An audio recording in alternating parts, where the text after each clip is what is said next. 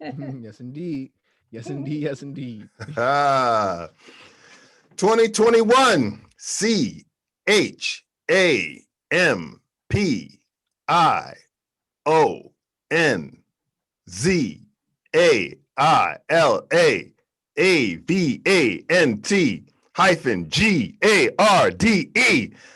Zyla Avant-Garde, the first African-American spelling bee champion, y'all. That's right. That's right. I'll go on Champion. record, to say that Congratulations. anyone in a spelling bee competition having an A and Z in your first name will win. Book it. It makes sense. And she's a BALLER masquerading as a spelling bee chip holder. Let's just say she is in the Guinness Book of World Records. And have y'all seen her handles? Yes. She's a baller. She is a baller. Yo, She I spells thought they on were the just side. She's a baller. right. She's moonlighting. I thought she was like really, like, man, she hype. But when I saw her moves, I was like, whoa, WNBA. That's what I'm saying. And she's coming. So wow, y'all, what a great role model, man, for boys and girls or whoever. She's a good role model. Just please do us a favor, Zyla. Never involve yourself in this superficial fake lifestyle that many of your contemporaries indulge in. Like Chris Rock once said, that a parent's number one job is to keep their daughter off the pole. I'll update that by saying, keep her off social media while twerking. And for those young ladies who couldn't be deterred,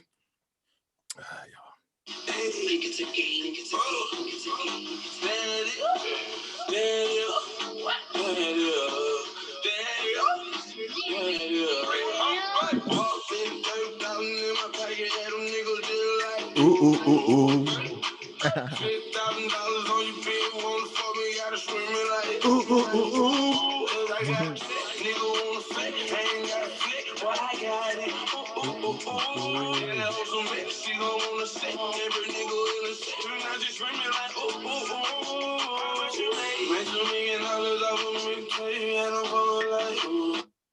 Basically, for those who can't be deterred.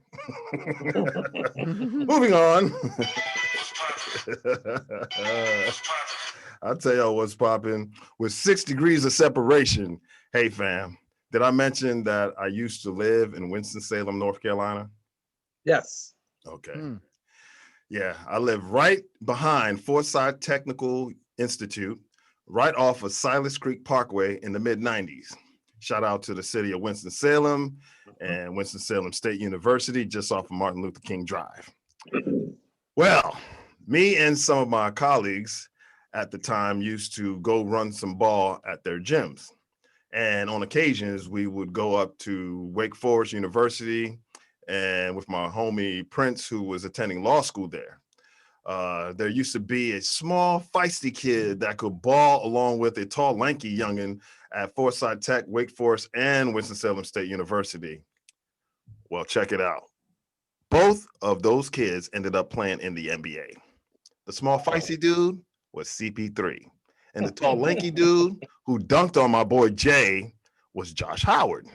Remember, he used to play for the Mavericks, right? He played for our Wizards for a little bit, short stint.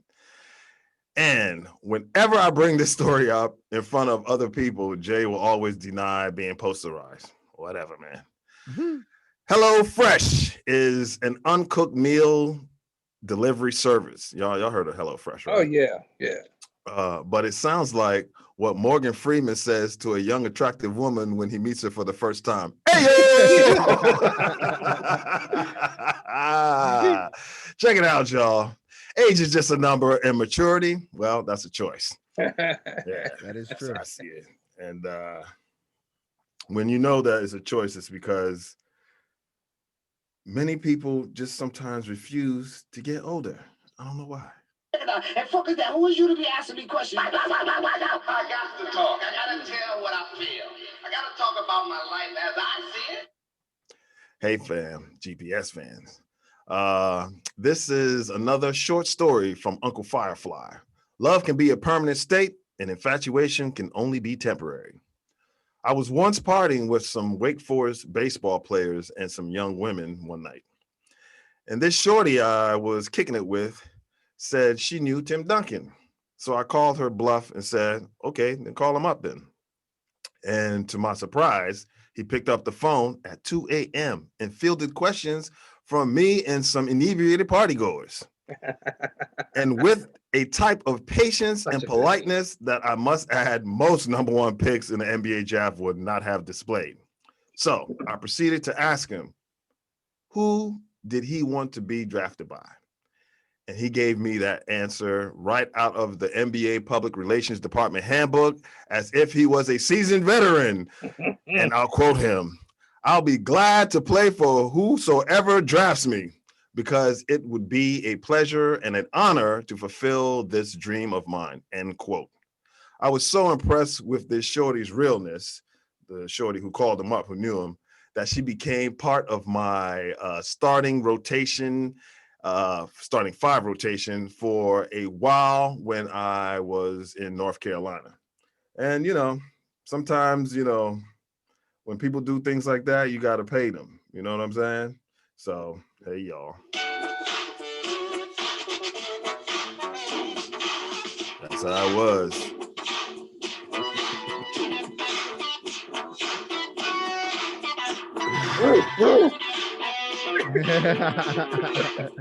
Yeah, this is a story of famous dog.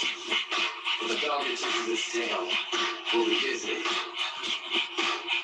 Remember that, Joe? You got the OGs like this. Atomic dog, house dog, yard dog.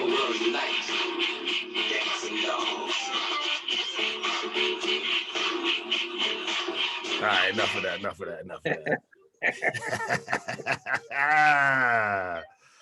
Woo! We're back! Like Muckmouth Orange. Y'all know who he is. The Phoenix Suns and the Milwaukee Bucks in the NBA Finals after a 28 and 47 year hiatus. And my Cowboys for the third time on HBO's Hard Knocks. For Pete's sake, to all racists in America, please stop using your go-to phrase, go back to Africa, or just uttering those words, go back to, because you're not from here either. So take your funky ass back to whatever cave you crawled out of, biatch. And to all those who constantly complain about violence in our society, to shut the hell up and stop letting your kids play these violent video games and monitor the content they listen and view. The word of this episode is hypocrisy. Can y'all spell it? Hypocrisy. Okay, let the hype but not hoopla begin again, my friends. This episode is hot off the press and the net. So go ahead and smack that red button to subscribe and smash that notification bell. Then you can like and share this content with others. And it's spelled GUERRILLA Podcast Sports by way of YouTube, Facebook, Twitter, Instagram, and more platforms to come in the very near future. Take the extra mile and see how lonely but rewarding it is. Let's get it. Keeping it centennial without celebrating the years. That means keeping it 100. Too hot to handle, too cold to hold. What's poppin'? Hey, and greetings to our listeners and viewers. Often imitated, but never ever duplicated. We are Guerrilla Podcast Sports, also known as GPS, with the segments either or that features the island picks and clean sweeps, because as you can see, we are peeps. The Grapevine and the NFC East Chronicles, all on the 500-pound gorilla in the Zoom. Look, we're not trying to reinvent the wheel, but we just don't want to wait over 100 years to place him at the bottom of a suitcase. And we sent a man to the moon prior to rolling luggage? So let's keep it moving, because we got to give the people what they want and what they need, you dig? And this is how we're going to do it. And now, starting as my ace brother, who bleeds the other colors of burgundy and gold, the mathematical whiz, born and raised in the DMV, but now podcast just outside of the still city of Pittsburgh, PA, aka the voice of reason, our man Peter Dubz. Coming at you. Yeah, I likes. Hey, your boy is one of the top 10 pass rushers. I see him on the right hand side. Oh yeah. Big Chase. Now, podcasting from his DJ booth at Fishtails in Ocean City, Maryland, while leading the youth movement, an Eagles and Lakers fan from Day Uno, music producer and DJ, aka KOTJ, creating masterpieces on the labs and on the wheels of steel. But like a modern day power forward, he drops jewels and dimes all the time with inside scoops and solid picks as a podcaster with the great upside. Our man, Chris B. During the Super Bowl run of 2017, the Eagles did not allow a rushing touchdown in their home stadium. Ooh. Okay. Fun fact. Facts. And now, showing stick-to-itiveness, repping the Wizards and Cowboy Nation, and is all about that hard knock life. Podcasting from his sports lab in Prince George's County, Maryland, acting as a restaurant, club, and bar owner during the COVID era, filling in as a waiter, cook, bartender, bouncer, DJ, and sometimes a life coach. Yours truly, Uncle P. Gotta show that love sign. You know we love y'all out there. So if you are seeking informed sports talk that is never outdated from the Griot Trio that aren't just grasping for straws because they have facts, then your GPS has delivered you to the right location. So huddle up and gather some of this sports info and knowledge with spectacular vernacular on another episode of the 500-Pound Gorilla. What it do, familia? What it do? Happy day. It's a happy I was day, there for man. that fireworks explosion in Ocean City. right on the same street. Man, I was just hoping that you weren't near that or a part of it. You know what I'm saying? No, but I know you DJ ain't gonna be messing. You messing with your money right there. Your hands and fireworks. The two don't mix. You know what I'm saying? Fireworks. I'm good. I'll watch them. I won't be anywhere near them. I need my hands for DJing, mixing, mastering, all that. These things are my money makers. Along with my ears. Exactly, along with your ears. And I don't know why this NHL player was so close to the fireworks when it went off that killed him. The rest in peace. I forgot his name, but yeah, man. Yeah, he was 24. That was tragic. Yeah, that's tragic. Yeah. The goalie too. Man. You know? Yeah. So y'all out there, I'm telling y'all, be careful when you mess around with these fireworks. Let the professionals handle it. All right. And you heard it right here on. And read the directions. GPS. What'd you say? And read the directions because. Please read the directions. Like these are not toys; these are explosives. Like, tell them. It might look fun when they blow up, but don't like have them near you or anywhere near anything vital because they're explosions. They're chemicals. They're meant to blow. Man, I went jogging near the lake near my house. It's a man-made lake, and I saw all the box or whatever they set up for their own fireworks, to set off. And then as we walked around the corner, me and my shorty, I saw some bullets, some shell casings. Oh my God. I'm sure the neighbors were happy about that. Like, what was that? Was that a gun? I think so. Yeah. GPS, baby. We're back on the map. All right. Hey, fam. Did y'all see the Suns versus Bucks game 1, game 2, or game 3? Oh, yeah. Okay. I saw game 2. I was a little busy for game 3, but yeah. It's an interesting series. Very interesting series. Yeah. But I'll tell you what's even more interesting. When they would go into the commercial break or upon returning, the camera person would pan the crowd. And I saw a lot of people who looked like they were indulging in some type of drugs or barbiturates. I guess it's an Arizona thing. Hey, just an observation, y'all. I'm rolled too tight. You can't pull me. I mean, it's right outside there. Like, I'm like, whoa. So these people look like they're just tripping on something. Yeah, they get it in. Oh yeah. Okay. Real quick, the Professional Team Name Association. Y'all know how we do this, right? Whatever comes to your mind. Dub's gonna start with you. Okay. LA Dodgers. In second place. Okay. Chris B. Los Angeles Rams. Will be winning their division. Okay. Chris B again, the Cavaliers. lottery pick. Okay. Could have been the what is it, Virginia Cavaliers, but yeah, you're right. Lottery pick. Dubs, Wizards. Keep Bradley, please. Please. Yes, everyone's saying that. Please. All right. We have one for your boy who's not here today, but we'll talk about that another time. But we'll just go over it this week. The Jets. B. I don't know. Losers. I don't know what to say. I have no really idea what they're going to do this season. Right. All right. Dubs, Dolphins. Nah. Amazing. I love I it. like I love meh. it. Yeah. I like meh. Yeah. All right, y'all. I'm gonna give the rundown of our topics for today. Okay, here is the rundown for this episode. The NFL offseason's top stories with a look around the league. The NFC East Chronicles, the best of the best offensive and defensive players for each team, except for the midgets. And the NBA news and final updates. Who is Scottie Pippen throwing underneath the bus now? And more NBA news. Also, MLB, dubs, doubles, and double plays. Also, the grapevine. Rachel Nichols comments about her female colleague at ESPN, Maria Taylor. Win, loss, or a pause. The Sha'Carri Richardson Olympic suspension because she didn't pass on the puff puff.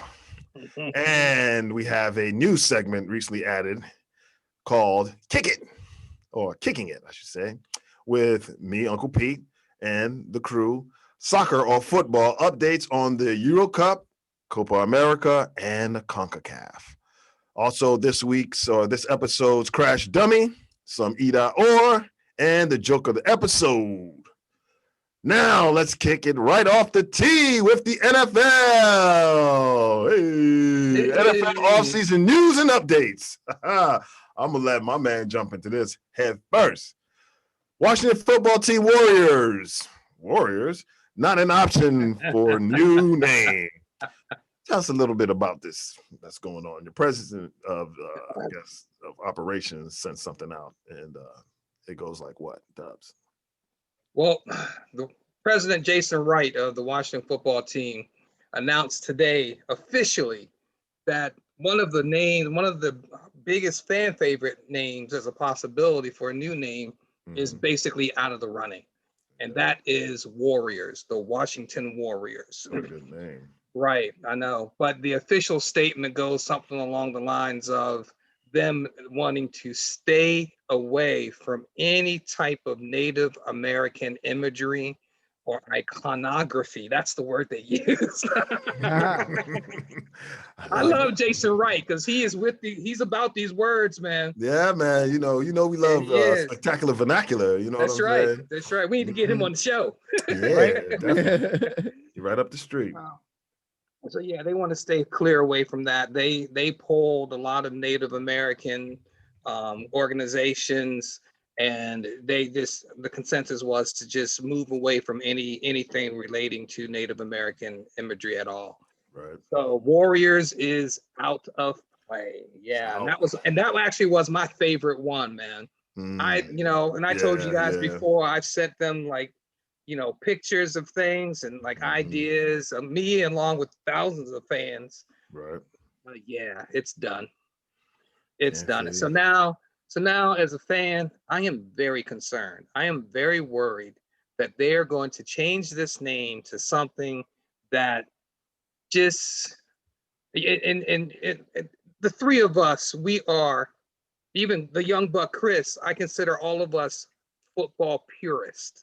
Right. And so for football, your name has to be tough. It has to be strong, man. And so if we go something like Red Wings or Red Wolves or we already got enough animals in the NFL. Right. Panthers, Bears, so I'm worried that they're going to choose a name that doesn't just breed toughness and all that stuff. And Republicans. So, yeah. Right. Man, if they go political, then I might be lost, man. I might be lost. So Yeah, man, I'm really concerned about what the new team name's going to be, but we'll wait and see, man. Wait and see. The jury is out. Hopefully it's something that, we can all rally around, because I don't want to hear the Cowboys and some crazy name out there. Yeah, and the thing is, they're planning on keeping the color scheme. So yeah. They have to stay within the same area. They're not gonna get rid of the burgundy and gold. Yeah. So okay. Real quick, man, what y'all think about? I'm looking at taking a stand when the NFL stripped Arizona of the Super Bowl due to Martin Luther King Day. Arizona was like the last state to actually observe Martin Luther King birthday. Do you think that some of these states that are trampling over, not to get political, but taking away certain voting rights and, Texas, should they be excluded from having major sports championships held there? Do you believe so? I know Jerry like that, but I don't, I'm torn on that, but I mean, that's the way they're going. I mean, you had Arizona stripped of the Super Bowl for Martin Luther King Day decades ago. This year alone, Major League Baseball, we had Atlanta stripped of the All-Star game, which will be tomorrow. So because of the voting rights bill that they signed in Georgia. Right. So so technically at this point in that arena, being stripped is 2-0. Yeah, and I think the year before that might have been North Carolina because of, I forgot what exactly, it might have something to do with LGBTQ. Oh yes, I think you're right. So Charlotte lost the, I know MJ didn't like that, but yeah. All right, stripped is 3-0. Yeah. Chris B, you want to say something about that? It's a breath of fresh air to see certain social movements and just I'm missing the word right now, but a lot of the social movements are getting the light that they deserve. Because you can't just continue to ignore a lot of the current events that's going on, because it's bleeding into the game anyway.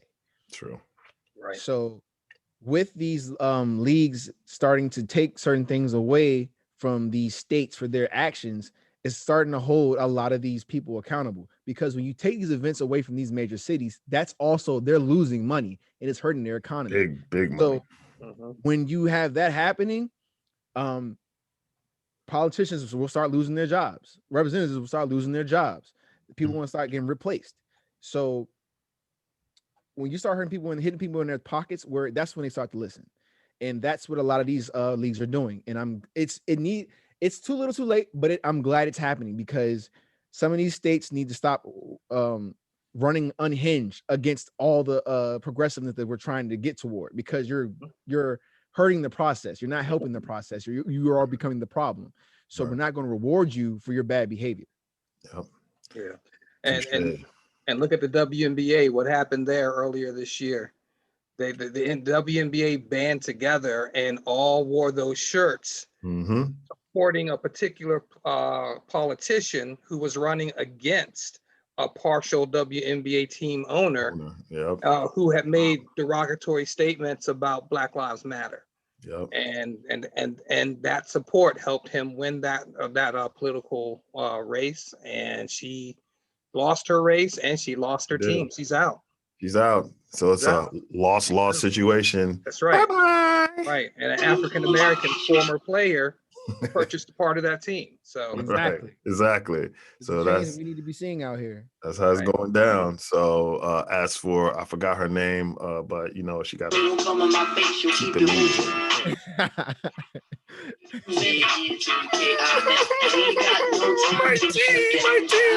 I don't get to own people no more. Shut up. All right. The NFC East Chronicles, baby. Yeah, we're back in the saddle. The best of the best for our respective teams on offense and defense. All right, we're gonna go to the hat again. Once again. All right. Let me shuffle it out. Look away. Bam. What we got? Oh, Dubs, you got a 9. Well, let's see if we can get a 10 in here. Chris, it ain't over yet. Just like I say about the Bucks. Oh, you came close at 8. All right. Dubs, lead us off, man. What you got? Oh, Washington football team. By the way, I just want to Yes. remind y'all, Mm-hmm. my team is stacked. I keep telling y'all, my team is stacked. Okay. Telling us. But anyway, gentlemen, we are close to, actually, we're less than 30 days away from the first preseason game. Yeah. Look at The Chris B. excitement. Look at Chris B. Yes, I can't wait. I want to see Hurts and Smith, man. I'm That's getting right. both their jerseys. It's So happening. who's in the first preseason game? The Hall of Fame? That's the Hall of Fame game. Yeah, Who's in? I can't remember who's in it. I thought You it know was- who it is. Oh! Let Yeah. that light shine a little brighter. Go ahead. So yeah, we are less than 30 days away from the first preseason game, which means what? We are less than 60 days from week 1. Mm-hmm. So so really excited about that. And who kicks off the week 1? Oh, no. Go ahead. Oh, you're doing It's the thing all again. about the You're doing the thing again. Cowboys. We Yeah, get it. yeah, We get that's it. So I'm going to give you all some current events of the Washington football team, and there's one specific event that kind of just rings through the whole thing. As you know, with the Washington football team being in the news about changing their name and all that good stuff, and also Dan Snyder being able to buy out his minority owners. Right. It's to the point where he's now 100% owner, or his family is. Mm-hmm. So those minority owners bought certain sponsorships with them, and those sponsorships are now gone. So the team is trying to bring in more a diverse group of vendors who may or may not have some other corporate sponsorship behind them, Okay. to bring more corporate sponsorship to the team or to the stadium. So they held a culinary competition. Hey, you gotta do what you gotta do. Yeah, that's right. That's right. To add new local vendors to the game day experience. Mm. And so they had a kind of like a neighborhood, like all these restaurants just came in and showcased their talents and their food, and they went through a selection. They had former players there. They engaged the crowd. They had some fans. They allowed a certain number of fans in. And they at the end of the day, they went through a process to choose which vendors would be allowed to sell their products at the stadium, and hopefully help bring in some other corporate sponsorship. Okay. So yeah, but it's funny how it kind of all wraps around Dan Snyder being 100% owner, losing minority owners and their sponsorship deals, and this is what they're doing to kind of bring about some new sponsors for the team. So, But he was smart by hiring a Northwestern business school grad to come in and take over the helm. So, you know, he's heading down the right direction, you know, in the right direction, right, down the right path. Yeah. Right. What's his name again? Oh man. Oh, yeah, we should have that. Yeah. He used to play for then Redskins. I think cornerback or something like that. But anyway, we'll look it up.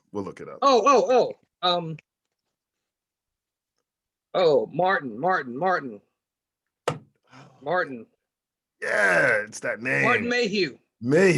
Martin Mayhew. There you go. Yes.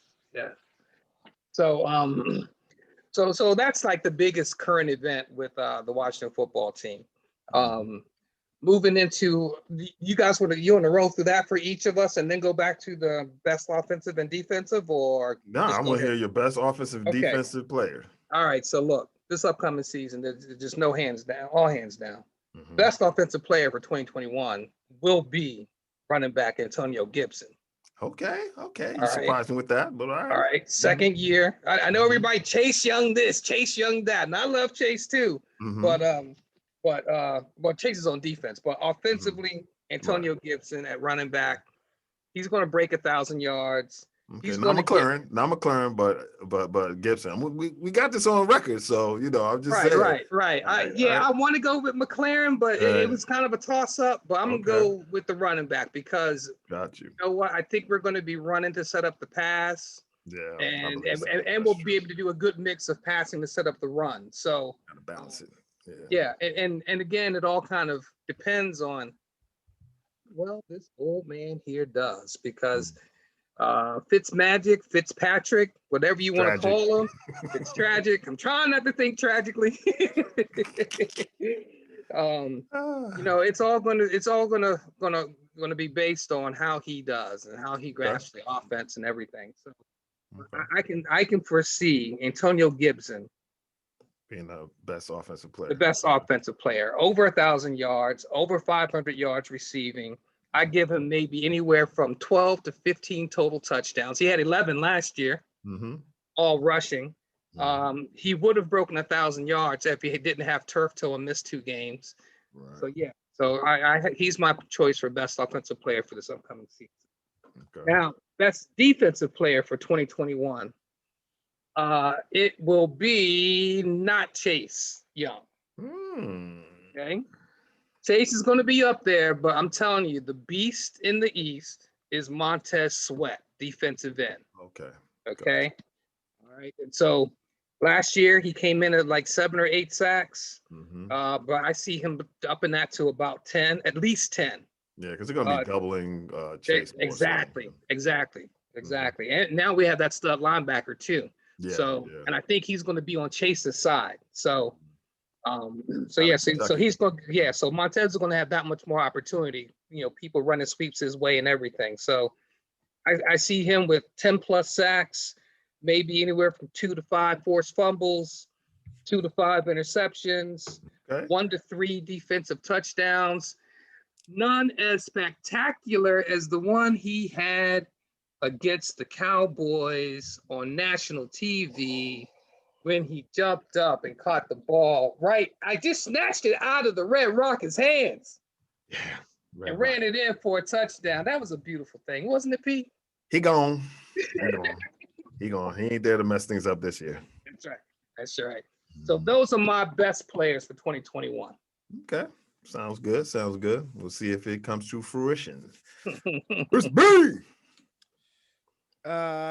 It was really difficult to think about the best offensive player because there's so many young budding talents. So many unpredictability. But I think under the Sirianni regime, this player will have the most fun and will get the most production. Miles Sanders. Okay. We're going running backs here. All right. Only because he was underused last season under Peterson. And if you feed him the rock, he will continue to get better. He always has that home run ability to just break a simple run play for a whole touchdown. He showed it multiple times last season. He just wasn't utilized as much. We kept believing in running back by committee. So him getting that burn, guaranteed first and second down back, I guarantee he's going to be in for both of those downs at least this entire upcoming season. Okay. Just that alone already gives me hope that he'll get that 15K, because he will. And once again, that dual threat between him and Hurts will be very, very deadly. Defenses will not know what to do. Okay. And I understand that Nick Sirianni believes in his best talented players. You hear that, Dubs? Your defense will not know what to do. Okay. All right. So, and then on the defensive end, I wouldn't really put anybody in the secondary on this best defensive player, even though we do have Slay. Okay. And he's pretty good. But I just can't trust what our secondary is going to do because we have yet to sign Steven Nelson. By the way, he's waiting for the right deal. Philly's been talking. We just can't pay him. He wants $4 to $5 million a year. Howie's offering him 2 to 3, and he wow. said either they'll wait it out till training camp when he gets desperate, and he'll just sign the minimum, because apparently there's not enough biters for his market anyway. Mhm. But Slay was already recruiting him via Twitter. He literally mentioned him and said Nelson will look good in that midnight green. And he said was in due time because he already knew that they were both in talks with the front office. Okay. But I would give my best defensive player to Mr. Brandon Graham. He continues to be our unsung hero on our defensive line. Okay. Everyone always runs to Fletcher. Oh, he's the greatest. He's the best. He's the best. He's the best. But no one ever gives Brandon Graham his due. He made his first Pro Bowl last season. He's only getting better with age. Yeah, Fletcher And getting old. with the acquisition of Ryan Kerrigan, he'll get a lot of rest. I forgot about that dude. So I think he'll be another Pro Bowl season back to back. Even though he's been snubbed a lot of times, Right. I'll give it to him for best defensive player on our roster currently. Gotcha. All right. So basically we have Dubs. He has Antonio Gibson, His running back, yeah, his running back, and also Defensive end. Montrez Sweat, defensive end, yep. defensive end, and Chris B has the same positions, which is his running back. What's his name again? Miles Sanders. Miles Sanders, and also Graham. Copycat. All right. But those are key positions. You know, if That's those right. That's trying right. to tell you, really I think first, then In our division, those are very key. they're positions. very key Yes. positions. Sorry, Zeke. You know where this is going. It's gonna be Dak. It's Dak. It's Dak. I know it's Dak. Hold on. I might surprise y'all. Hold He's wearing the jersey. Hold up. Okay, my answer. Okay, I watched a movie over the weekend called The Little Things with Denzel, Jared Leto, and that dude who played Freddie Mercury in Bohemian Rhapsody. Rami Malek. Yeah, Okay. Rami Malek. Yeah. Denzel and Rami were two detectives trying to solve a case of a serial killer played by Leto. Rami was the younger of the two and the least experienced one who needed that cop savviness of Denzel to crack open and solve the case. Even though Rami was smart, he would keep overlooking some little things, hence the title of the movie. So in the beginning of their careers, people would point to the offensive line and Zeke as the most important parts of the offense, but not realizing that the modern NFL was trending towards the QB-driven league. Y'all know where this is going. I already said it. After much debate, we fast forward to 3 years ahead, and Zeke is in decline. So we don't know if he's going to hold right there. Hopefully he holds right there. And the QB's arrow is pointing upwards, and now is the heart and soul of this team. It is a no-brainer. Reign Dakota Prescott on offense. All right. I mean, you knew it. Okay. Let me give y'all my best Gomer Pyle impression. Surprise, surprise, surprise. Even though he's on offense, our best defender is our high-octane league-leading offense led by Dak. I bet y'all didn't see that coming. And that's why he will make the most moolah in the entire league in 2021. Now, I'll give y'all my best Matthew McConaughey. All right. However, he has a co-best defender who actually plays defense, even though he has not suited up in the silver and metallic blue for a game yet. But he's our first round pick out of linebacker U. Rookie linebacker Micah Parsons will lead the revamped defense from the second level. Sometimes the first, and sometimes even rookie, the third. Even the third. He can play a little DB too. He's going to follow them, whoever your Dallas Goedert or what's my man? Good luck. What's your dude from your team's name? Oh, he Good luck. you said Dallas Goedert. Yeah. He runs a 4-4 now. I mean, at linebacker, that ain't bad. And he can smack quarterbacks too. Hey. Okay, so NFL experience versus rookie. Come on now. He's gonna get exposed the first year. And some people don't play like rookies, man. Hence the man to Pete's shoulder right there. And I'll quote Sam Mono Boy Darnold. It's like I'm seeing ghosts out there. That's what y'all gonna be saying. I guess, man. It's the little things, fam. It's just the little things. So go ahead and get your popcorn because it's going to be a great theater watching my Cowboys shooting back to the top of the NFC East and beyond. Deep frying bigger fish at the NFC Championship game and at the Super Bowl reunion. We haven't been there in a while. It'd be funny if Gainwell popped Micah again. Hey, he can pop him once, but he's still going to be in the game. We saw what he did the rest of the game. Give me them 14, 15 tackles, 2 sacks. I'll take that. Dubs, if Pete and Repeat are walking down the street and Pete gets ran over by a bus, who's left standing? Repeat. Well, there hasn't been a repeat winner of our division since the Eagles did it in 2003 and 2004 with Andy Reid and Donovan McNabb. So if any Eagles or Midgets fans are wondering how about us, I'll say to that, one has a coach playing rock, paper, scissors, and the other is sliding in mud to judge their players. No pun intended.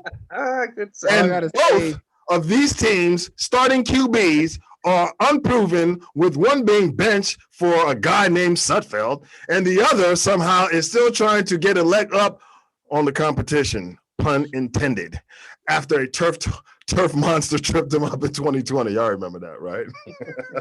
All I gotta say is these little observations you have are going to be very flawed when the season starts.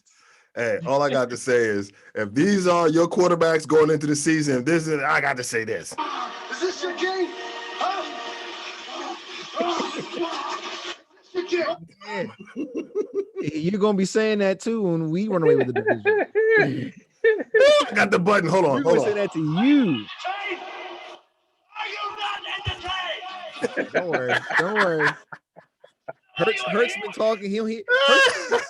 Hurst says what he needs to do, and he does it. I'm just gonna tell you that right now. Man, I can't wait till the season starts, man. This season is gonna be off the chain. There's gonna be a lot of shit talking, smack talking, all over the board, baby. So we'll wait until then. But now.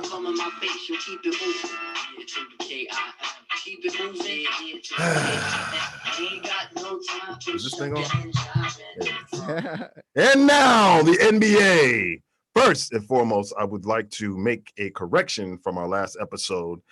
I said DeAndre Ayton's parents were both Nigerian, but his mother is from Jamaica, and his father is from Nigeria. Yeah, that's an aggressive combination right there. Team USA. Shout out to my Ogas and my rude boy Yardis. All right, the NBA Finals. 1, 2, 3, 4, 5, 6, 7, 8, 9, 10, 11, 12. We talking about practice? Pressure either busts pipes or makes diamonds. The Suns are up 2-1, and it ain't looking good for Bambi's fam. Chris Copperfield Middleton and Drew Houdini Holiday, who have pulled a Terry McMillan disappearing act after 2 double-figure losses. The Bucks backcourt is being outplayed by CP3, Devin Booker, and Cameron Payne. That's his name, Cam Payne. The Milwaukee team argues about free throws discrepancies in game 1, and you get twice as many on the road, and the Phoenix team still matches your amount of free throws made. That's pathetic, man. However, they held service at home against the Suns in game 3, and there has been a Drew Holiday sighting. But Chris Middleton was last seen, I think, in ATL, so they need to go find him because he's nowhere to be found. Also, the Suns' Michael, is that his name? Michael Bridges didn't travel with his game from Phoenix. I guess he left it back there. He should have packed it when he came. I'm not a beatbox score sucker, but usually stats and definitely my eyes don't lie. Let go. What y'all think, man, about this series so far? Y'all still got the Suns winning? Yeah. Okay. Don't tell me how many. You go. We're gonna save how many for E.or. Gotcha. Okay. I think it's finally nice to see Coach Budenholzer, who I'm not a fan of, Budenholzer. whatever his name is. It's nice to finally see him make some good defensive changes. Okay. You know, he's been criticized throughout the playoffs for not making the necessary defensive changes that should have been made, Yeah. that maybe could have ended series a little bit quicker than they were ended. True. But yes, in the third game, he made a change, a big, what I thought was a big change, and that was that they started picking up CP3 earlier. Mm-hmm. And so because the earlier they picked him up, the less time was left on the clock for them to win their two-man screenplay. So I thought that was huge. And then you couple that with the fact that, you know, you don't shoot as well on the road as you do at home. And that came through in Devin Booker's game in game 3. I mean, he was just out. He was really off. Yeah, I agree. Yeah. Yeah. They keep comparing him to Kobe. I'm like, nah, bro. They gotta stop. They gotta stop, man. You're putting too much pressure on that young buck. You know what? You can't compare him to anybody because he is going to be the first Kardashian lover to win an NBA championship. They hope so. Because if they lose somehow, they're gonna blame the Kardashians. Blame it on the Kardashians. That's right. Wasn't Tristan Thompson with Chloe when they won in 2016? No, he wasn't. Oh no, he wasn't with her. He wasn't with her then. He wasn't with her. It was the year after that. Yeah. It was. Yep. Because Mm-hmm. You're right. Yeah. And never sniffed it since then. I mean, it's a true statement. Kardashian curse is real. The Kardashian curse. I'm looking at some of their stats, right, from game 1. 41 of 88. That's the Suns. 40 of 88. That's Milwaukee. So 3-point shooting, 16 of 36 for Milwaukee and 11 of 34. So, I mean, I'm looking at that right there. I'm like, damn, you know, so far so good, right? But we go to free throws. 9 of 16 for the Bucks and 25 of 26. They only missed one free throw. And then rebounding, which Milwaukee usually leads with, you know, they have the edge with, that was 47-43. It was pretty tight. Assists were pretty tight. Fast break, pretty tight. Fast break points in the paint, pretty tight. 42 to 40, 44, the Suns. So it really came down to the free throw shooting in that game, right? That's what I see. And then when I go to, the other game, it's pretty much the same thing. So my thing is, if you're a jump shooting team and you can't shoot, chances are you're not going to win. You know? The interesting thing about this series is the Bucks have been out rebounding the Suns all 3 games. Yeah. And they just haven't been able to capitalize on the first 2. So, I mean, I definitely agree that the Bucks' success solely lies on consistency from Giannis, but he needs help from Middleton and Holiday. That backcourt has to show up. If Drew is having them Terry McMillan moments, disappearing act, and also Middleton, if he's not showing up, they're dead in the water, man. And if Phoenix wins the next game and go up 3-1, obviously it's over. You know, it might be over a little sooner than we thought because, you know, along with that comes some, you know, that's my thing on that. The Bucks have a very good possibility of tying the series next game. I mean, you come back into your home stadium and go they play good at home. Game by 20 after you lost the first 2. It really puts things into perspective.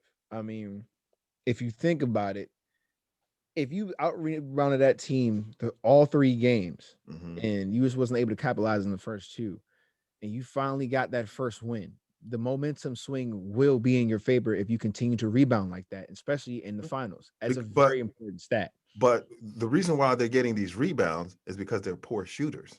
So they're getting a lot of offensive rebounds and getting second opportunities. But what's really hurting them is if you're going 9 of 31 from 3-point range, shooting 29%, that's an L. If you're shooting 20 of 40, which is 50% from 3-point range, you're going to win. And when they're talking about, I think in the first game about the free throw disparity difference, and they come back the next game and they give them 23 free throws and they hit 15, whereas Suns only have 14 free throws, but yet though they hit 12 of them, shooting 85%. But rebounds, 46 to 43. The game before that, 47 to 43. It wasn't until the third game where they're really out rebounded. But assists, 21 to 26. That's about the same. It's really points in the paint. Points in the paint. They're killing the Suns 54 to 28. So whenever you can stop their jump shooting, the Suns jump shooting, then you have a better chance of winning. But if you can't defend their jump shooters, if Bridges is getting off, if Booker and CP3. Booker, Cameron, both Payne and Johnson are hitting, nah, you're not gonna have a chance. And Crowder too. Yeah, Crowder. That's right. Yeah, Crowder. I think in the last game, Crowder had what? Let me see here. Well, the game before that, look at that. Giannis gets you 42 points, 12 rebounds, 4 assists, whatever, some blocks thrown in there. But then all you giving me, Chris Middleton is 11 points, 5 of 16 shooting. Drew Holiday 7 of 21 for 17. Yeah, they have to really show that they're show their worth. Bobby Portis only played 5 minutes in that game, so yeah, can't really blame Bobby for that. They had, and like the Bucks have the size. They need to use that to their advantage as well. I mean, aside from Ayton, the Suns are very undersized. So the Budenholzer needs to make it seem that you're going to run up against these trees, and we're going to use these trees against you as well because we have the size. Yeah. And I'm just like, if you have the size advantage in this 7-game series, that should have been your first thing you should have been using. You shouldn't be making this adjustment when you get to game 3. I'm like, come on, man. Let's be real here. You already see the depth you have, you already see the size you have. Use that to your advantage. You should be eating the paint up for breakfast, lunch, and dinner. Everybody. Not just Giannis. I'm talking Lopez. I'm talking your boy Craig. I'm talking everybody that is up there. Because you need to be pounding that rock. You know how many rebounds Lopez had in the last game? How many? 2. Wow. That's 2 what I'm rebounds. saying. 11 points too. He's not a real rebounder. He plays too far away from the basket. I don't think so either. Yeah, I agree. Yeah, but you know what? Every time I see him hoist up a 3, I want to throw up, man. Yeah, like you don't need to be doing that. Yeah. Well, he hit some. Yeah, he hit some, but still. And I guess it's a waste of possession to Andre out. They're trying to keep Andre Ayton out of the paint. Yeah, out of the paint. So I mean, the last game it worked. So that Giannis can thrive in the paint. Yeah. In the last game it worked, but also that whistle was working in their favor too. That's true. I'm looking at Ayton being in foul trouble most of the game. So that limits. He's their only true big man too. So once you lose that one big man versus that size, you're going to lose that game. Right. And when Phoenix has a 6'10" rookie that they don't play that much. He's a guy from Maryland, Sticks. But I thought Sticks got injured during the year, so they kind of kept him on the bench. He did, but he's on their playoff roster though. Yeah. But when you haven't had that run, sometimes the chemistry, you're part of the rotation. This is like this is the biggest stage for the NBA. So I'm like, you give him that man that much trust. I'm like, you gotta really instill. I mean, playing Kaminsky. Kaminsky came up with like 6 points, 4 rebounds, 2 assists. Craig, he was playing hobbled, 1 for 5 shooting. But Booker going 1 for 7, 3 or 4, 1 for 7 from 3-point range, and 3 for 14 overall. You can't expect him to do that in game 4. You know what I mean? He's not going to do that everybody, But you know what? But the one thing that we're not considering is this with Phoenix. Milwaukee has been in the playoffs every year for what? The last 4 or 5 years? Right. So they have playoff experience. Phoenix does not have enough playoff experience outside of Chris Paul. So they're not used to playing this number of games. Right. So Booker, I think Booker the other night was spent, man. That says a lot. Yeah, that could be a huge factor too. Because I'm like, the Suns' success is on Booker's shoulders. So if Booker's not having a good game, more than likely they're going to just take that L. It's just pretty much plain and simple. I know one thing, they better find a way to rebound and box out, because if you're being out rebounding double figures, 47 to 36, Suns, you're in trouble. Also, look at the free throw disparity. There's 10 free throw attempts different. Giannis and them went 20 of 26, and the Suns went 11 of 16. But we can't count on Giannis shooting 70% from free throw line every game, you know. That's right. You can't. That's not gonna And happen. what I It's notice rare. is It's that's very at rare. home. When you go to another arena, when he's on the road, when they're doing the countdown like I did a little while ago, it gets a little dicey because I think that messes with his psyche somewhat. So what are your predictions for game 4? Ooh, okay. So I have here, you are just depending on volume of shots and praying you out rebound your opponent. That's not going to work in every game. So if anything, I would say that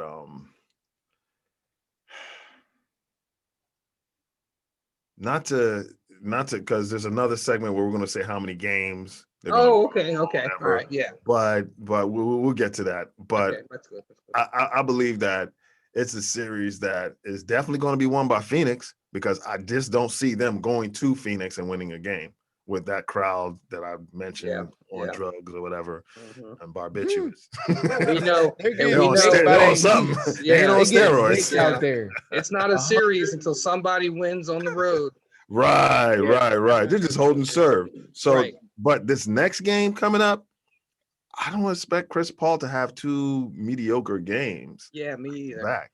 And I don't expect to see his backcourt mate do the same. So, you know, you're on notice.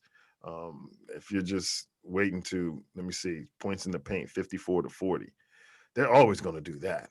But if they shoot better from 3-point range, you know, you have yourself a game. And I don't expect the kid, Michael Bridges, to go the way he did in game 3. I think he'll be a little better. So, you know, anyway. Moving on. What else do we have here for the NBA? There's a lot going on. Some of the stuff I'm like, come on, man. It's predictable. Like we all know that. It might. I think the Bucks might tie it though. I really do. I believe so too. 2 at home tie, but then after that, it's 1-1-1 on the road to you lose that 1 3-2, and Chris Paul smells blood in the water and comes on and gives you a 40 where he can't miss. You can't match that. Good luck with that, especially if they build that wall for Giannis. And Giannis, they're hacking him, and he's not getting N1s. He's not, you know, getting any clean shots or dunks or anything like that. It could get a little dicey. Anyway. What's that?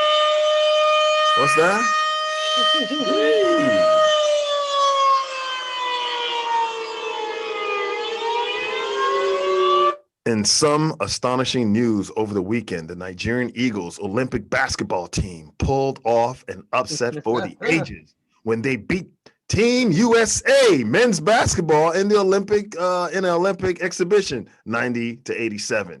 In Coach Mike Brown's finest hour as a head coach, he guided the Super Eagles past his home country, the red, white, and blue. And right now, they're a little blue. I believe that this game also motivated Giannis to play the way he did in game 3. What y'all think, man?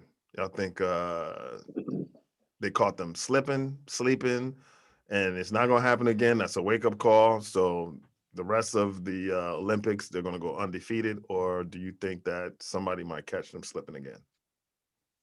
I think 2 things. One, it's a wake-up call. They got caught sleeping. More importantly, 2, that 1 win is what will catapult Mike Brown to being named the next Wizards head coach. Please don't say that. I know, but you know it's coming. I just don't have that kind of faith in this dude, man. I know, but that 1 win put him back on a lot of teams' lists. And look at how many vacancies there are. That's true, man. That 1 win is going to get him in the door with a lot of different teams. I want y'all to get Sam Cassell. I really want Sam I am, because I think he'll be better for what we have over there. Yeah. Speculation for that exhibition game. It was unexpected. I didn't expect the U.S. to lose, but at all to anyone. They have Yeah, all but you stars. know They have what? all Look, stars playing just with that about. Yeah, but roster, look. yeah. The first Dream Team '92, they lost their first game to a bunch of college players. Mm. So maybe that's why I'm kind of considering this a wake up call. I think they'll. The thing about that though, a lot of like as of late on the Olympic stage, the US sometimes has these nice looking rosters, and then they just get upset by some of these countries that have just Yeah. that fire in them. They were like, I'm gonna prove a point. Yeah, Like Nigeria. we not weak either. Like what you think? They got So I'm like, 5 NBA players. yeah. So I'm like, they need to tread lightly. They don't take this for granted. Like, don't embarrass us. Like that's how I feel right now. Please don't get to the Olympics and I'm looking embarrass. at this squad, man. They don't really have a rebounder except for Bam Adebayo, and maybe Kevin. Yeah, they're a little small. They're a little small, dude. I don't know about this. Who put this team together, Pop? Like it'd Pop be nice checking out on us, man. Yeah, it'd be nice if they had like a 6'9", 6'10" banger, but they don't. They don't. It's weird because I mean it's just like some of the teams, some of the players that you think will be playing don't want to play. That's another thing that's weird for me. A lot of the names that you think you'd see on this roster aren't on there. Yeah, they're saying LeBron is done with the Olympics. Yeah, Bron, It makes he's sense, trying to though. heal, man. Yeah, it Yeah, makes sense, it's too many mileage There on him, could man. be two reasons Done- though, been because done there's a lot of anti, social justice with the Olympics this Yeah, go that around. too. That too. You know how everyone's vocal now, and if you show a certain way, you might as well just not even show up. Yeah. I'm like, I'm not saying I'm against the Olympics, but a lot of the things have been anti-us. Right. So Right. it's like, why participate in something that you don't think that doesn't belong there? Yeah. And I agree. We're So going I'm to talk like, about that later for some other fans of some other countries because Exactly. it's fan tragic. And I see here that Kevin Durant went for 17, Tatum went for 15, Bam went for 11, Lillard went for 14, Draymond 10, Zach LaVine 10. But my man Bradley, come on, 2 points. Bradley, what are you doing? You can't do that. He wasn't assertive, man. jet lag. It's bringing on jet lag. In Not 25 assertive. minutes? Come on. And I guess this Nigerian team was up to the challenge, man, because they had to do Gabe Vincent, who I never heard of. He had 21 points. Caleb Agata, he went for 17. Ike Nwamu went for 13. You know, they love the name Ike. There's another Ike Arojibu who went for 11, short for Isaac. So, yeah, the Isaacs, they did pretty good. And I guess they brought their A game. They meant business. And I really think, it motivated, Giannis. He is much more of a Oga, which they call Nigerians, like, what's up, dude, from Nigeria than he is a Greek freak. So, he was probably like, that Nigerian pride, he was like, I got to win this one game. They can't you coming in here sweeping us because they lost game 3. People would be breaking out the brooms. I know that. Yeah. Yeah. The U.S. men's team's roster goes as such, y'all. I think I named most of the people, and it's Kevin Durant, Jason Tatum, Bam Adebayo, Bradley Beal, Damian Lillard, Jeremy Grant, Draymond Green, Zach LaVine, Kevin Love. Jeremy Grant's on there. Yeah, he from Bowie. You know, he from Bowie, right? Yeah, he's local dude. He went to International. No, he went to Gonzaga, I think, not the Matha. Darius Garland, Sadiq Bey, John Jenkins, Keldon Johnson, Josh Magid, Dakota Mathai. I don't know these guys. Cameron Reynolds. They're probably some college dudes they threw in there. But yeah, for the Team USA. Yeah, for Team USA.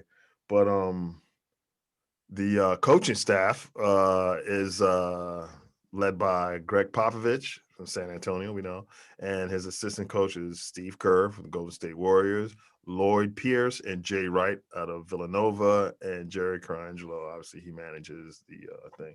So what y'all doing? Y'all got Steve Kerr. I mean, come on. I mean, and you know who's part of that staff when they're not playing is the guy who beat them, Mike Brown. This is Mike Brown. He's the coach with Steve Kerr. With the Warriors, yeah. Yeah. So how you gonna let your assistant coach torch you like that?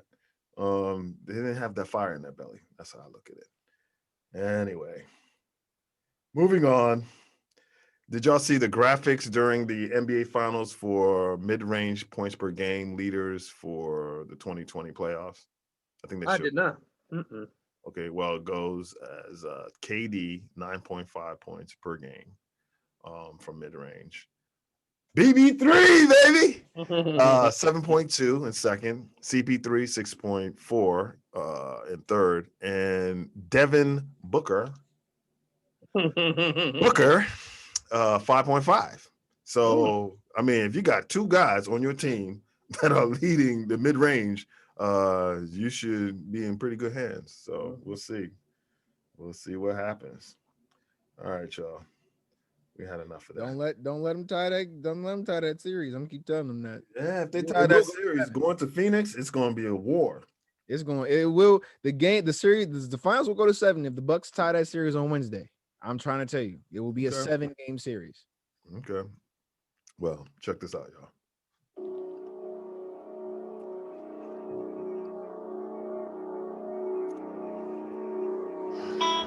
And now, out of the University of Central Arkansas, standing at 6'7", Petty Ford, hawking a all-tell book or tell-all book.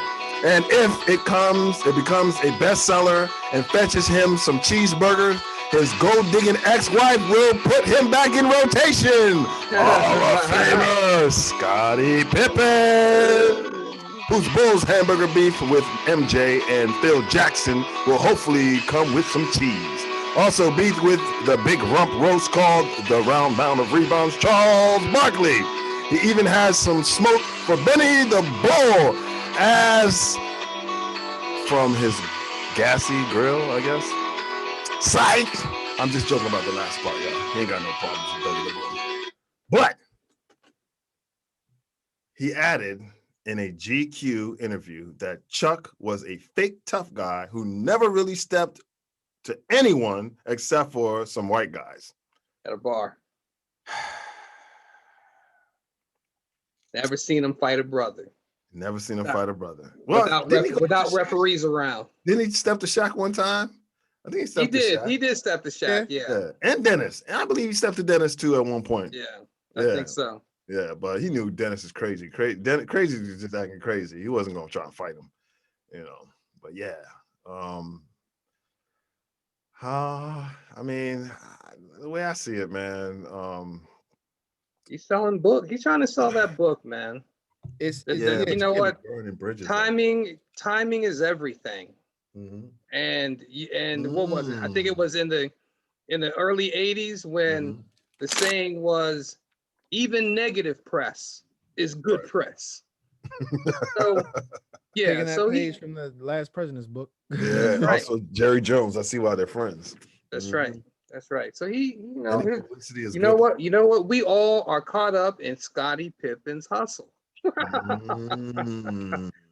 And he's, he's doing it on some level the right way, because that book's going to sell with all this, with him being in the news the way he is.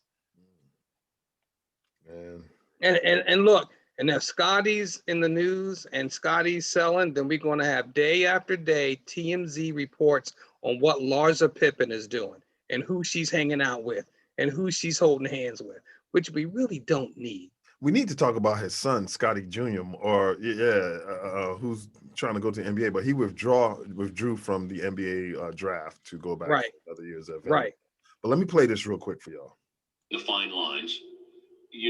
Help me understand the GQ article where you talked about the 1994 playoff game when you refused to go back in the game and Phil set up the play for Tony Kukoc.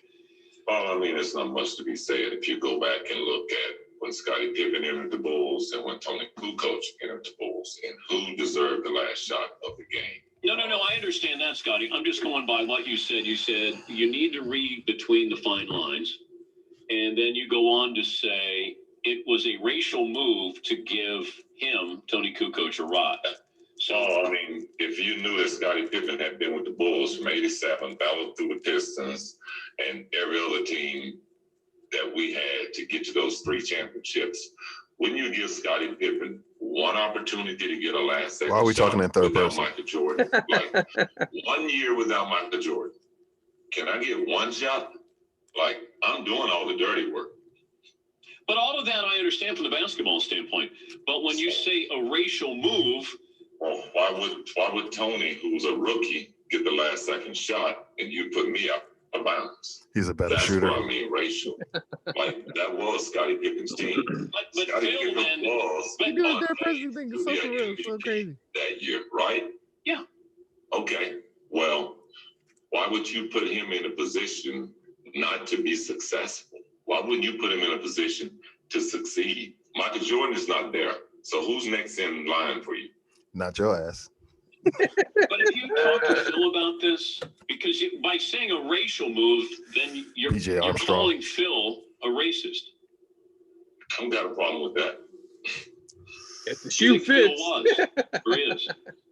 Oh, yeah. I mean, do you remember Phil Jackson left the Lakers, wrote a book on Kobe Bryant, and then came back and coached him?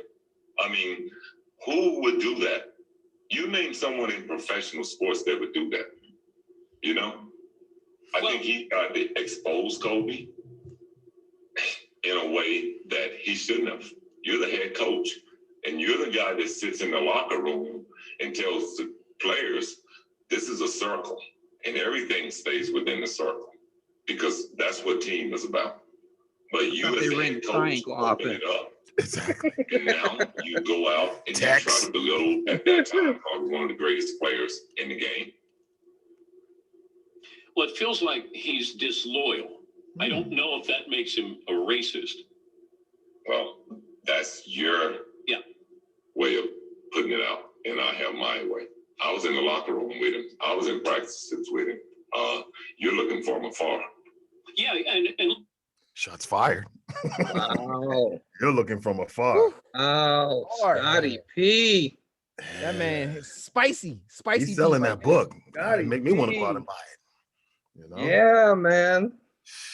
I mean, he's saying that, but when I'm looking at him, like, you weren't that great of a jump shooter. You're a great jump shooter when Michael Jordan's there, but without Michael Jordan, you were driving it to the bucket. I mean, you were hitting a few shots here and there, but to set up that last second shot, give me Coney Kukoc, a 6'10", European who basically you should be able to shoot, to line it up and take that last shot. And that's what he did. And he made it. He made it. It wasn't like he missed the shot. And that's the thing. He made it. He made the shot. So Phil Jackson knew who was right for that situation. Maybe he thought that your butt would get tight and crush. That's why he was the coach. Exactly. And Scottie Pippen, you know what? I got one thing to say to you, Scottie Pippen. I've never seen Robin take down the Joker. I've never seen Robin take down the Riddler, Two-Face, any of those villains in Gotham City. Perfect. It was Batman who did that with Robin's help. Right. And even though they came close against the Knicks, this close, I believe it was the Knicks, to go to the finals, or was it Indiana, one of the two, you still didn't get there without Batman. So exactly. I'm sorry. But check this out. That's why I wanted to have you on. But I go back, and Phil designed a play for Steve Kerr when Mike was there. And Mike didn't have a problem with that, did he? Ooh. Dragging Mike into it. I don't understand. You're not setting me up to answer the right question. What do you mean? Set up a play for Steve Kerr? He didn't set that play for Steve Kerr. He set that play for Michael Jordan. I thought in the huddle, Mike says, "I'm going to throw you the ball. You'll be open at the foul line." And Phil had nothing to do with that. And you don't want to get this show started because it'll take us a long time. We do. Do you know all those cameras that sit in that huddle who they was working for? The NBA. So you know who Michael was speaking to when he said that, right? that was planned. That was speaking to the camera. That wasn't scripted? Speaking out of what we're going to have to do, what the play is going to be. That was speaking to the camera. Had John Stockton not came down, trust me. But that was building his own documentary because he knew he was controlling the cameras. You understand English? Yeah. Damn. Okay. What? So all those cameras that was working were working basically for Michael Jordan, not for for the Chicago Bulls. But They were billing the Come Fly With Me, the Air Jordan videos. That's what it was.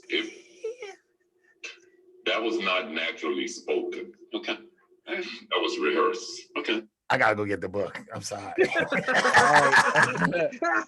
To quote a Batman movie, by the way, The Dark Knight. Uh-huh. You die a hero or Uh-huh. live long enough to see yourself become the. And this is That's what right. Scottie Pippen is doing. That's right. Oh, That's right. That love that documentary saying, that too. went out. This is Payback, and Payback, Exactly. is a motherfucker. He's going after him, man. I mean, Wow. to say that it was all pre-scripted, rehearsed, man, it makes me think. If it's true, man, it makes me think. And the way he's saying it, some of these things. He was in the locker room, who's to believe who? I heard some people go back, I think Horace was saying, oh, that wasn't right. What what's his name said? Mike said it didn't go down like that. So there's some people on the team, when he did the documentary on ESPN, that they were like, nah, that joint was some fake stuff. But check this out. About a lot of things that happened, whether it was in the documentary or through the GQ ad that I spoke on. Yeah, I didn't know, how you were portrayed in the documentary, and obviously it was slanted. Not but good. if everybody knew you signed a bad He's a contract, quitter. it needed to be brought up that you signed a bad contract. Like, I don't know, it felt like it was Yeah, piling up. I think my biggest thing with the documentary was that Michael, who didn't play in '94, who was selling a video based on The Last Dance, was something that he sort of tried to pull out to show that our winning was all about me. And this is what everybody else did when I wasn't around. What? Because he didn't need that in his documentary. I mean, he wasn't on the team. Yeah. And if anything, if you're going to show that you called Phil, why didn't you show that you called Phil to bat for me? I mean, I'm probably was the only man standing who had been there with him back in the early 80s. But yet, he comes back the next year because it was getting good. We weren't fading away. Have you talked to Michael since the documentary? I think he got a shovel now, y'all. No, Do you want? not really talk. We kind of talked during it a little bit, but no. Do you want to? No, I mean, I think we both moved on in our life. There's nothing to be holding on to that went on 20 plus years ago. What did you think? There's nothing for us to talk about that. Nothing to talk about. Damn! Yo, he brought the shovel out now. I mean, All I gotta say is old McFarland had a farm and there's beef.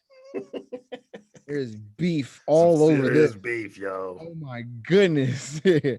I mean, he's saying it like he says it. And who are we to debate what he's saying? When the book comes out, I'll try to, literally. I might have to fade the book. I might between the watch The lines. Last Dance and then get You know what I'm saying? I might bring it on the show and pull out quotes Yeah. or whatever. But Get this the is the last quotables thing and he all said. that. This is the last thing he said, y'all. Think when he said he was going to go play baseball? I didn't really think about it. I was really focused on my own craft at that time. But I thought It was a big decision, though. yeah, it was a big decision, but it was a selfish decision, but it was kind of who Michael Jordan was. And that's was a guy that kind of believed that he can do anything on his own. The relationship was just we're teammates, and that was about it? I mean, yeah, pretty much. Shout out to Dan Patrick, man. I mean, he asked he some asked tough some questions. questions, man. Yeah. That's some I good mean, journalism right there. Scotty Too Hotty definitely had his magnum. Just letting it go. Then look, and then Patrick even sat through and weathered the storm of being asked, "Do you understand English?" I know. I'd have been like, hold up, bro. Man, Hold you- on, man. No Slow your composure. roll. No composure was lost. I think out of the two of us, I might have a stronger command on the English language. All right, slow your roll, Scotty.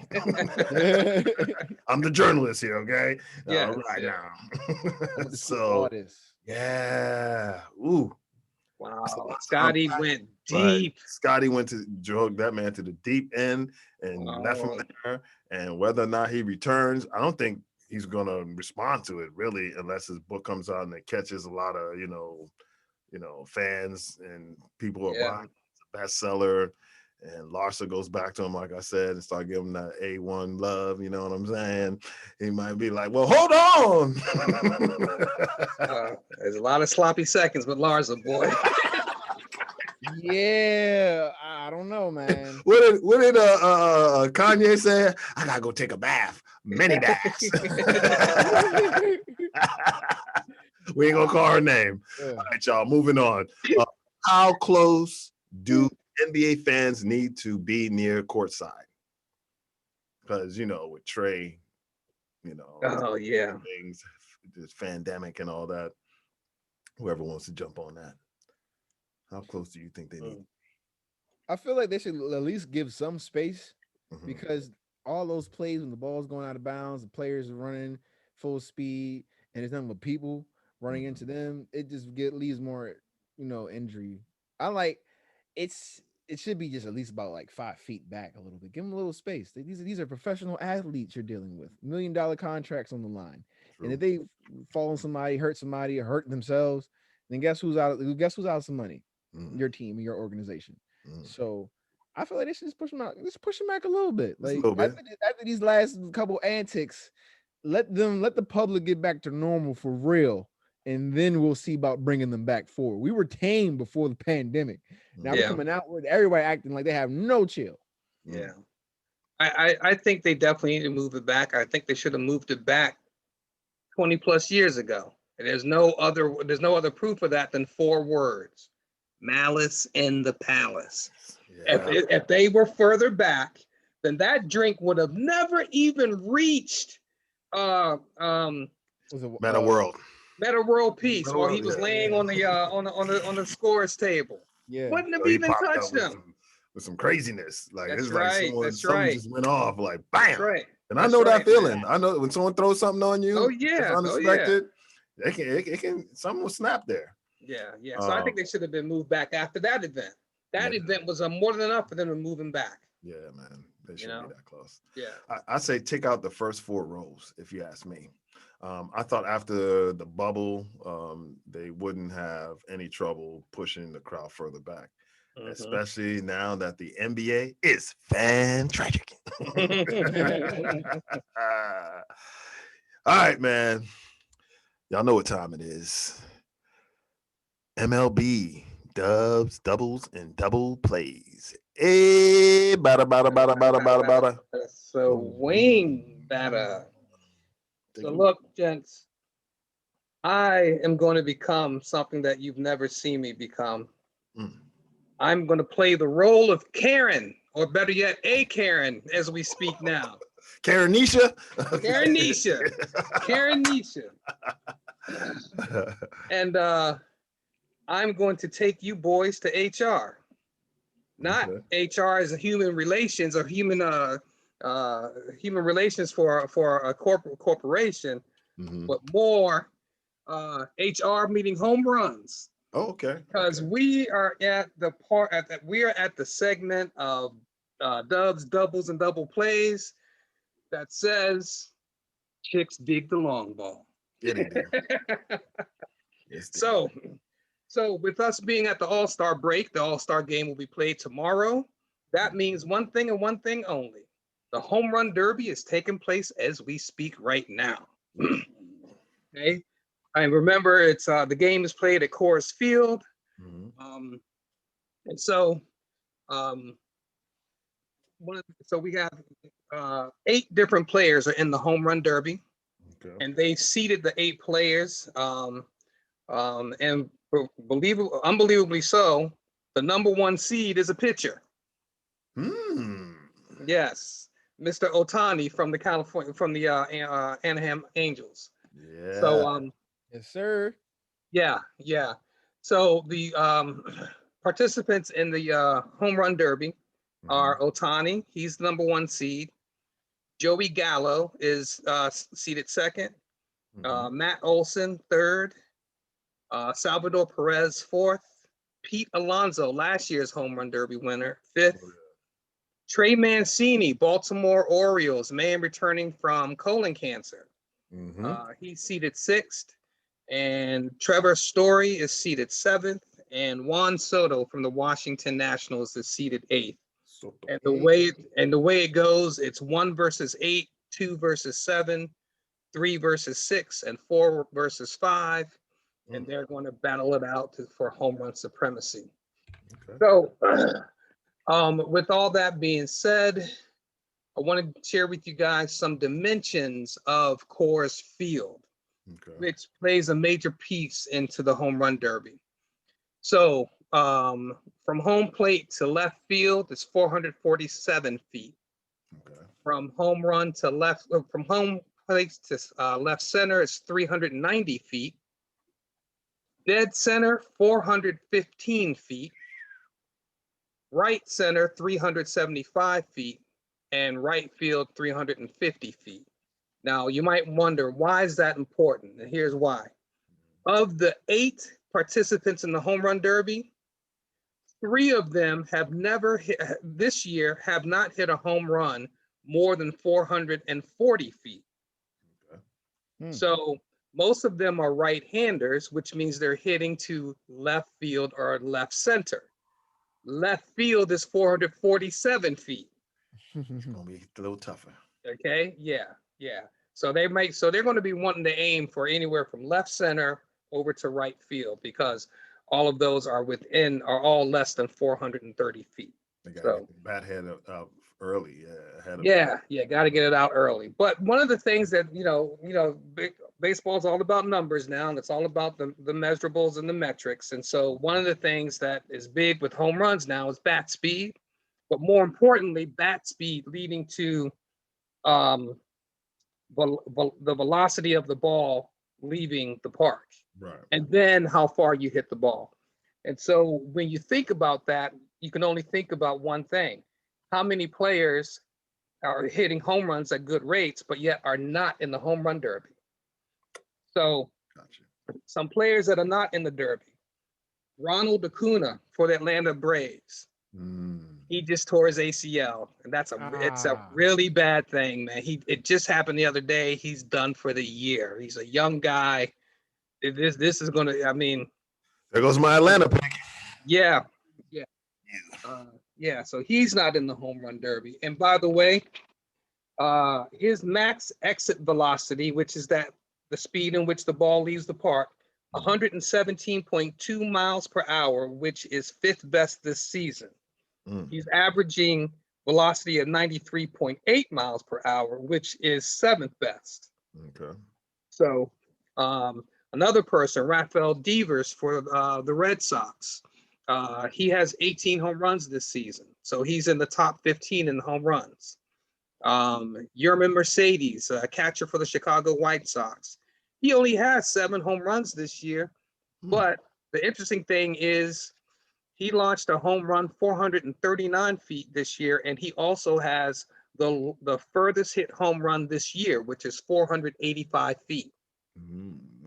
So, and remember, in the home run derby, it isn't like you have a top-notch major league pitcher throwing 95 miles an hour at you. Softies. It's soft toss. So now here's a guy that everybody thought would be in it. His name is Ryan McMahon. He's a second baseman for the Colorado Rockies. He's leading them in home runs, and so he would be a hometown favorite. But he chose not to participate. So another big name, Giancarlo Stanton for the Yankees. Well, believe it or not, he only has 15 home runs this year. He's like in the bottom, he's in the top 30. It's not a year for hitters. It's not, and you're right. It's not a year for hitters. So, So yeah, another person who's in the All-Star game, but not in the home run derby, but yet high up in home runs, Fernando Tatis Jr. Okay, he has some shoulder soreness, so they don't want him swinging too much. Yeah, so they're protecting their investment. So keep him healthy. Keep him healthy. Keep him healthy. Yeah, another person not in the home run chase, but not in the home run derby, but yet high up in the home run chase is Vlad Guerrero Jr. Yeah. He's not in the derby at all. So saving itself. That's right. I heard that competition takes something out of you too. It does, so, yeah. I can see Mancini doing it because, coming back from, the cancer diagnosis and, just wanted to, and let's just face it, the Orioles aren't going anywhere. And you might as well have fun. Yeah. He is their one shining positive point this season. Yeah. So, yeah. I still find it hard to believe that Shohei Ohtani, who is a pitcher, he's a two-way player, he's leading the major league with 33 home runs. Yeah, he's a phenom. Crazy. That's so crazy. He's a phenom. Yeah. That is it still boggles my mind that we see a player of this caliber at this level doing both on both ends, pitching, hitting. Is like I thought you'd never see a player like this ever. I never it's happening right now. That's to be honest with you. Yeah, he's like I heard about Babe Ruth, but obviously never saw him play. I guess this is the closest thing to Babe Ruth. Yeah, exactly. Yeah. So getting into some of the odds. So the number one seed, Shohei Ohtani, 300-1 that he will win the Derby. Okay. Joey Gallo, the second seed, 450-1. Pete Alonso, the fifth seed, 500-1. Matt Olson, 600-1.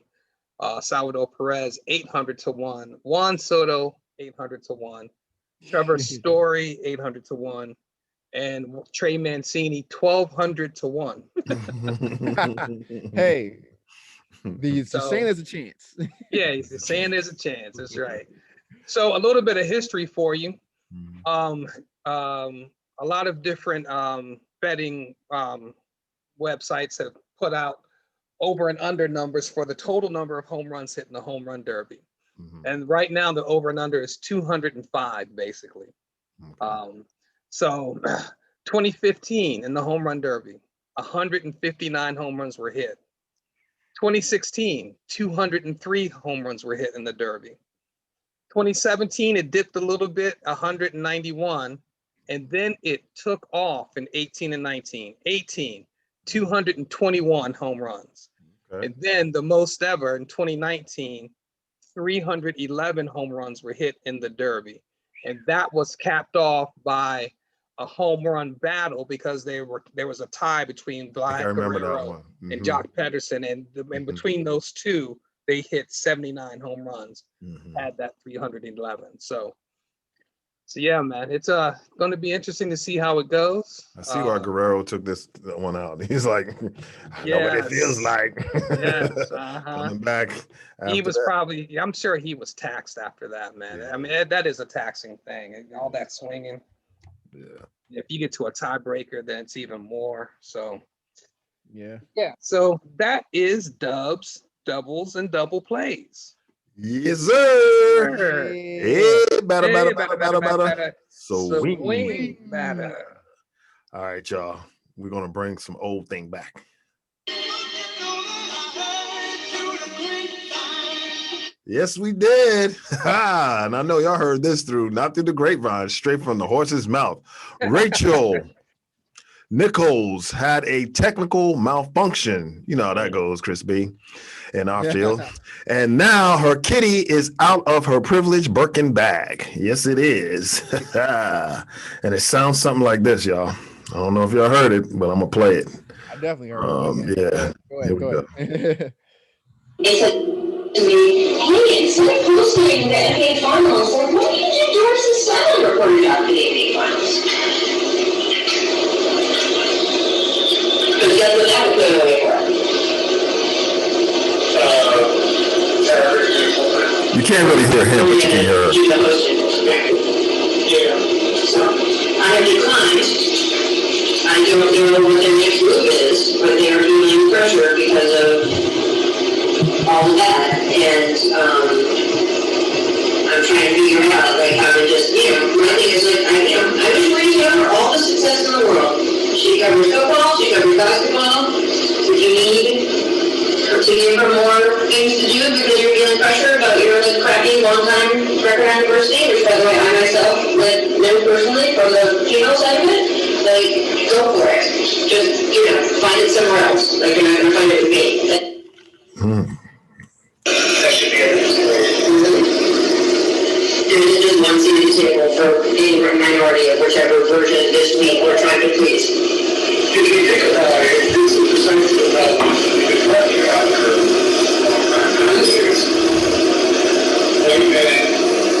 It's an example of where you look backwards.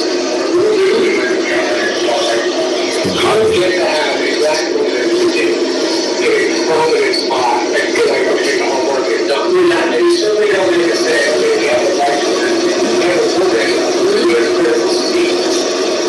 And now that program put a black woman in that case, potentially including others who are playing games or yeah, that should be a consideration. All right. There's a lot of not real good audio in there, but y'all read the story. Y'all heard some of the tapes. So what was your take on the recent leakage of her recording discussing fellow colleague Maria Taylor's situation at ESPN, which we just heard? What was it? Well, when I hear that, when I read about it, and then I listened to it a couple of times, and I listened to it again now, I think about what is the worst part of that whole thing.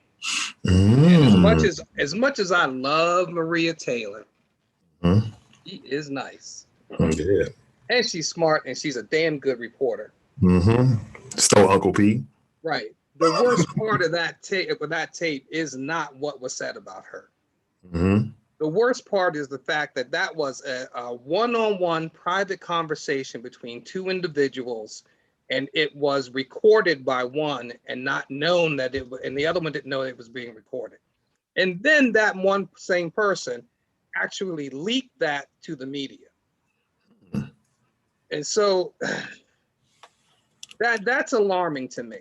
And I thought it was, I thought it was something where they were on some ESPN whatever, and then they didn't cut it off. Yeah, like they were supposed to. Zoom call. Oh, that's not the way I read it. I read a story that was a one-on-one conversation. Yeah, it was a one-on-one conversation, but that was after they did some segment, and then they were supposed to cut it off, and they didn't cut it off because so the mic was still hot. It's one of them Jesse Jackson situations when he's talking about. Okay, see, I didn't know the mic was still hot. Okay, all right. Yeah. Well, then if that's the case, the worst part is what was said. Right. Shame on you, Rachel Nichols. Shame on you. But could have raised you. The whole. You could have waited till you were all the way out of a recording, apparatus. Right. Have some ill feelings about a coworker at your job. Yeah, that's like a dumb criminal thing. Stupid. Okay, go ahead. No, go ahead. To me, it's weird because I'm like, Rachel has her own show. She's a host of that, and she's discrediting Doris Burke's her job. And you know how much of a prolific voice she was in sideline reporting. So I love Doris Burke. To me, it's just like, it's the NBA Finals. If you see your face on there, regardless, you're getting some type of some traffic toward whatever you're doing. So if they even see your face on the sideline, they're just like, oh, she must be important. Oh, she has her own show called The Jump. And then they see her face on there, she gets some more traffic. Pettiness. It's just weird that you have your own show and you still feel the need to want more privilege. Yes, you have tenure there, but in the same breath, you just can't be entitled to certain positions just because you've been there longer. I mean, certain people might be more fit for the job. There was their decision to give her the position.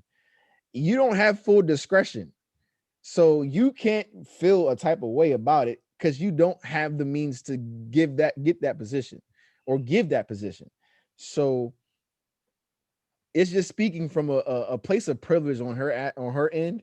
And I'm like, as someone who worked as hard as Marie Taylor has worked, I feel like this is a promotion, and it's not really, and it's the NBA Finals. I can see it was like a show or a segment, or something that's continuously seen. She can be seen multiple times. It's just the NBA Finals. It's just 7 games of this, possibly 7 games of that. You didn't get a full 7 games of that.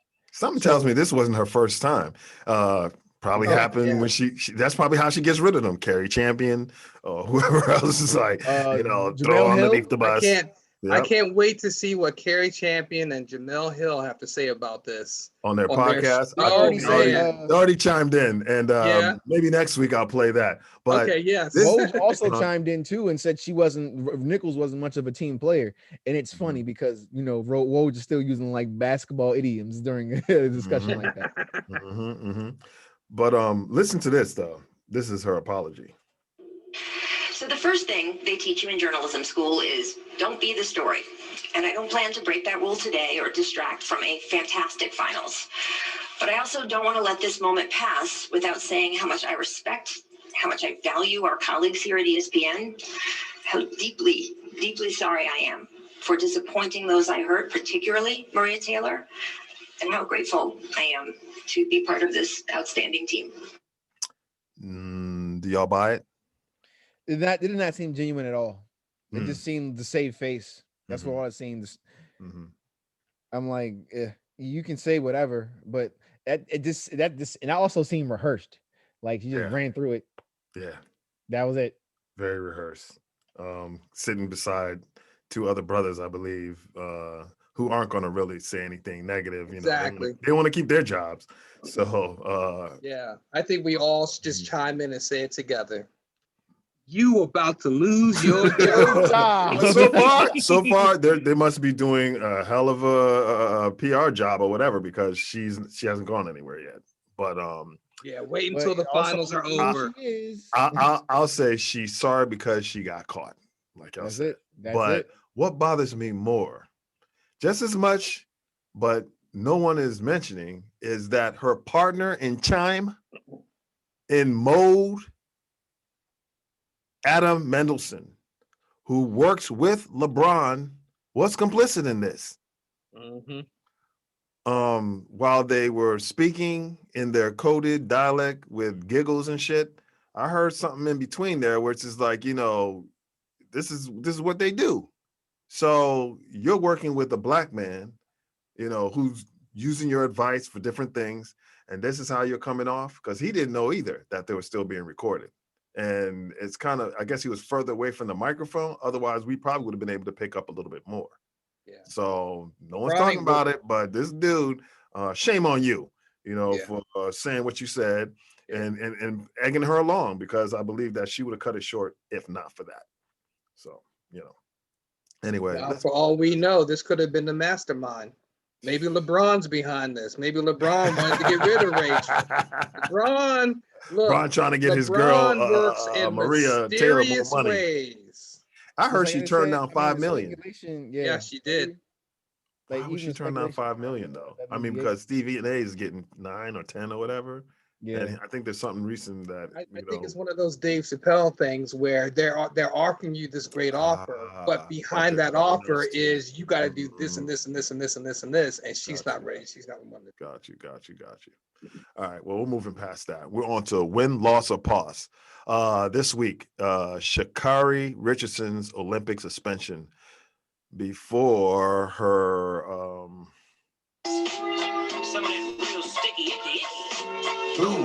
situation. Put it in the air. But she ate it. She didn't smoke it. It was an edible. Oh, it was edible. Yeah. Changes things a little bit. And she was in a state that it was completely legal. Right. Another. Right. It was legal, but still federally is still the rules. You know the rules. Yeah. Right. So I believe the U.S. Olympic Committee, other groups, and the governments need to get rid of those draconian marijuana policies. Yeah, they do. That's beyond a shadow of a doubt. Definitely. And honestly, go ahead. No, go ahead. My biggest issue with that whole scenario is people need to get their facts straight. Right. Now, I'm a fan of hers. She's a great talent. She's a great runner. I'm not going to let this one incident tarnish what she could possibly be in my head. Right. However, people need to get their facts straight because people keep comparing this to Michael Phelps. Yeah. And there's no comparison. Michael Phelps was photographed in a picture hitting a bomb. Right. That He didn't picture test was positive. Yeah, one, he never tested positive for marijuana. Two, the picture was taken after the Olympics had been completed. Right. So, you know, the timing is different. So it's a whole different scenario to a lot of different degrees. So, True. so I've seen so many people comparing the two, Ain't the same. and it's like, it's not the same, man. It's not the same. You got to get your facts straight. Right. So, and to add on, I guess, and to add on to the whole situation, it's just weird to have to deal with I guess the whole thing, because I think the USDA has been in talks with the government and whoever officials to reevaluate the situation. But I'm like, if you're willing to do that for an Olympian, you should do that for the entire country. Right.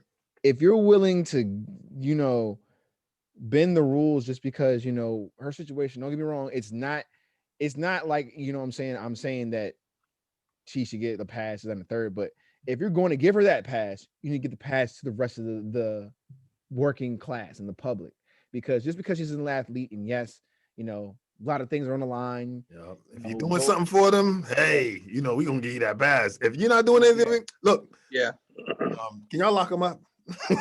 It just makes more sense to just give the public that federal nod, because you're going to give it the nod to an Olympian, give it to the public, because we're tired. Like this draconian law over this plant, the most non-lethal of all the drugs.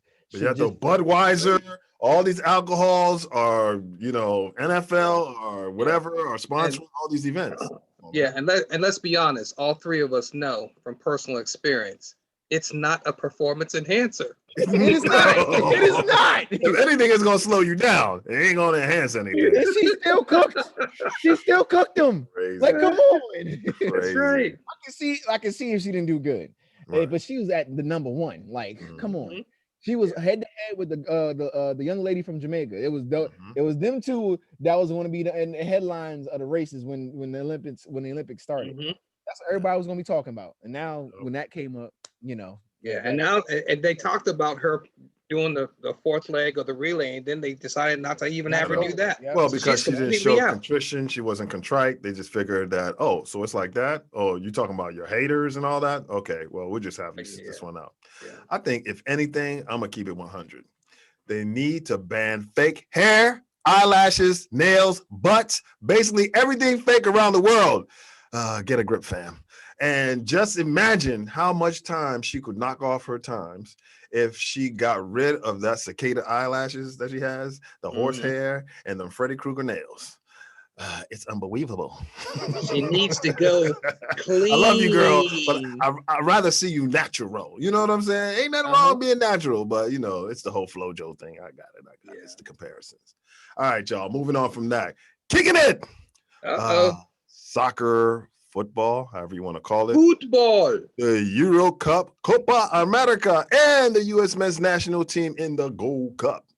I told y'all, it's all about Argentina and Brazil in the Copa America. And it was. The finals was played in Brazil at Estadio do Maracanã. And Argentina scored once to finally put some respect on Messi's international playing for his national pride name.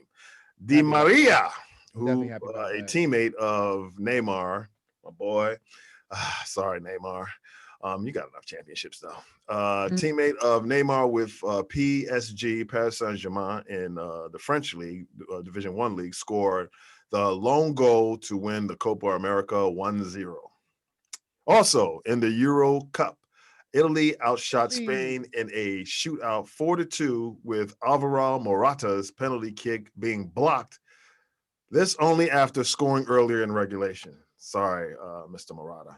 And Italian-Brazilian Jorginho putting the nail in the coffin with the fourth and final penalty kick, taking in to advance to the finals versus England, who ended a Great Dane run, get it, in a tournament where they played inspired football with the absence of their star striker, Christian Eriksen, who suffered a cardiac arrest by beating Denmark 2-1, with Radio Raheem Sterling beating the Danish defense like a bongo time after time, which led to a Harry Kane penalty that was saved by Casper, the friendly goalie, Michael, but the shot went right back to Kane, who buried the rebound.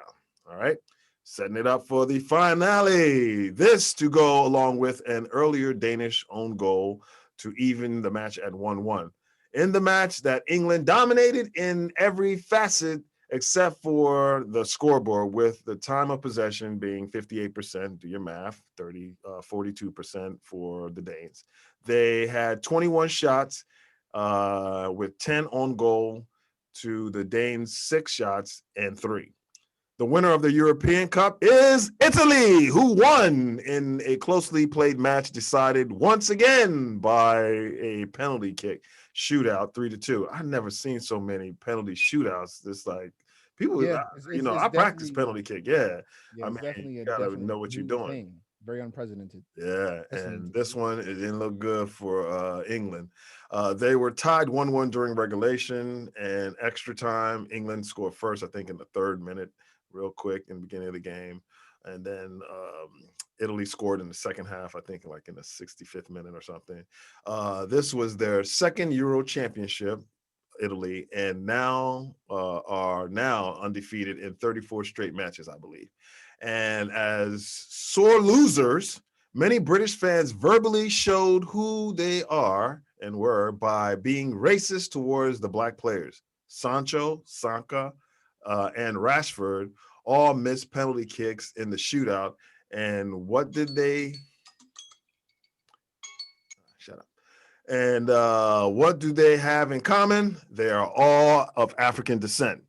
And if you're black, and you should rethink playing for England, because behind closed doors, many Brits say there is no black in the Union Jack. And that's a fact, Jack. All right, moving past that.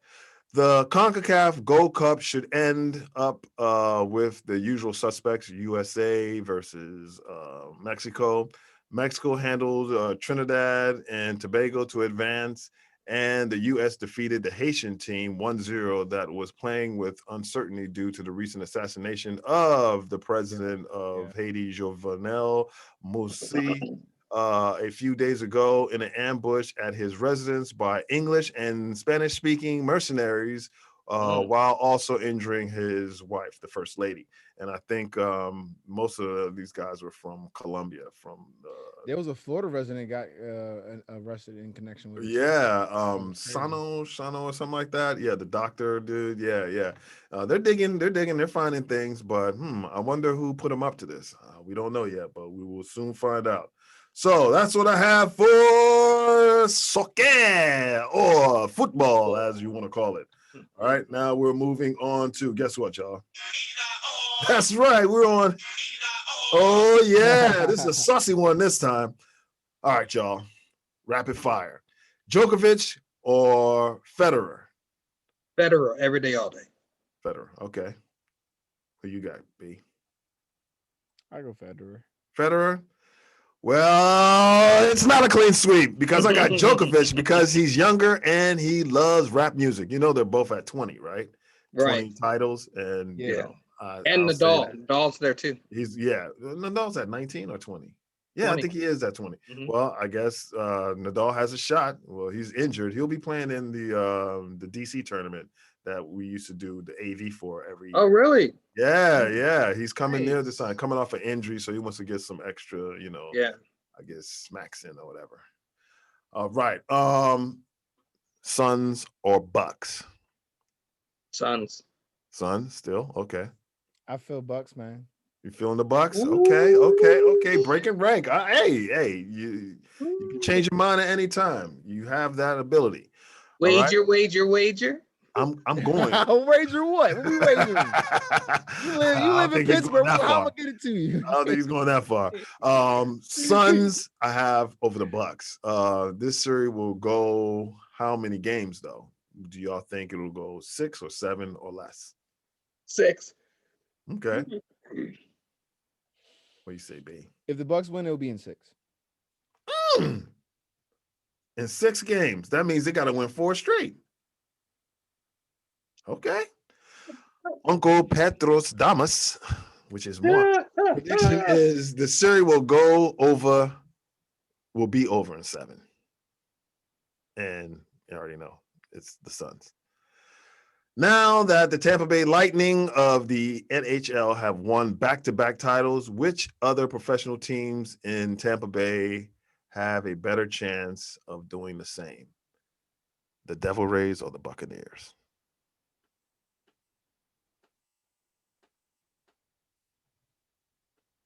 The Devil Rays. Devil Rays? Okay. Yeah. Yeah, the Buccaneers are not winning. Are you serious? Buccaneers? Okay. Okay. I have to stick with my prediction from the Super Bowl when I clearly said the Kansas City. I got you. It'll be a repeat, and it'll be a different result. Yeah. Well, guess what, Dubs? You are correct because I also have the Devil Rays. I believe that the Devil Rays I don't think they're going to repeat, man. It's hard to repeat in the NFL. Woo. Oh, it is. He didn't even do it when he was in. Did he the do it when he was with? Was Tom Brady. Did he? He was the last person to repeat, right? Yes. Yeah. He is. Okay. But that was with Coach Belichick. He ain't got that right come now. on. So they're gonna fall off a little bit. They're gonna figure them out. Shout out to my man. What's his name? What you talking about, Willis? Gary Coleman, other brother. What's his name from DC? Offensive coordinator for the Bucks. Leftwich. Byron Leftwich. Yes. All right. More of a formidable opponent for my man's Bills, who's not here, but the Dolphins or the Patriots, Phoenix? The Patriots. Patriots? Okay. Mm-hmm. Is this coming season? Yeah, this coming season. Patriots. Yeah, it'll be the Patriots because they got the offensive firepower now. And Cam's going to be different. Going with Tua. I don't know why I got the Dolphins. I'm feeling the Dolphins, even though Tua, is a little shaky there. Who's their backup? You know what I think about the Dolphins? Yeah. Meh. They're good. Mahi. Who will win the AFC East? Dolphins or Bills? Bills. Definitely Bills. The Bills. Clean sweep. All right. Who will win in a boxing match or who is more annoying? Jake Paul or Conor McGregor? Now that Conor got his ass whooped. He just broke his ass. You know what? Jake Paul. You mean a match between the two of them? Yeah. Boxing match now. Conor McGregor. Okay. And Jake Paul's more annoying. Okay. But come on, you got to give Conor credit. When you're lying on your ass, you've lost a match, and you make a sniky remark about your opponent's wife. Did you hear that? He's a good promoter. No, I didn't hear. What did he say? What did he say? Your wife's in my DMs. Hey, babe. Yeah. That was pretty. That was classic. Okay. Pretty McGregor-esque, if I would say so. For that matter, I hope Jake Paul knocks him the fuck out. All right. I don't know if they took the deal yet. I don't know, but I'm definitely going Conor because I mean more fighting experience professionally. Okay. And Jake Paul is the most annoying because I've never seen more annoying than Conor. Ugh. Okay. Honestly, yes. Conor's laughable, man. Conor's funny. Right. Yes, Conor, and he didn't he owns his bad guy role. Like, remember that time he had the stitch shoot? Yes. Pinstripes with the FU. Come on, man. Are you serious? Classic, man. That is great. Classic. I want Jake Paul to win, but I kind of think Conor is the more seasoned fighter. So seeing what he did against Sweet Pea, not Sweet Pea, I'm sorry. What he did against Money Mayweather, I think he might be able to beat him. But, I think Jake Paul might outweigh him a little bit. Longer it goes. You never know. All it takes is that one punch packed with some dynamite, and it's good night, Irene. The longer it goes, the more it favors Jake Paul, though. Okay. Yeah. Yeah. Connor's on his own Conor back. was spent against Money Mayweather. Yeah, it's kind of hard once you make all that money, you know. Yeah. From his alcohol and all that, getting all that money. He's not as motivated like he was when he was a poor guy coming out of Ireland, eating nothing but mulligan stew. All right, y'all. Matthew Stafford or Dak Prescott? Matt Stafford. Oh, you hear that? Okay. Stafford, because that firepower, they talking about offense. The haters. Talking about receiving cores. Haters. Are you serious, Bert? Haters. Let me turn my back to y'all. Let me turn my back to y'all. Deshaun Jackson. Are you serious? Are you serious? I already know. All right, moving on. Stafford's about to eat. Better role model for kids. What do boys Zeke do? Hey, check this out. Better role model for kids. Lil Tay or Zaela Avant-Garde. Y'all know who Lil Tay is? I don't know who that Y'all know who Lil Tay is. Lil Tay is a little Asian girl who's on social media. I know. Now I remember. Yep, I know. With the holding the money phone. Nah, it's definitely. I do know who that is. It's definitely my son be champion.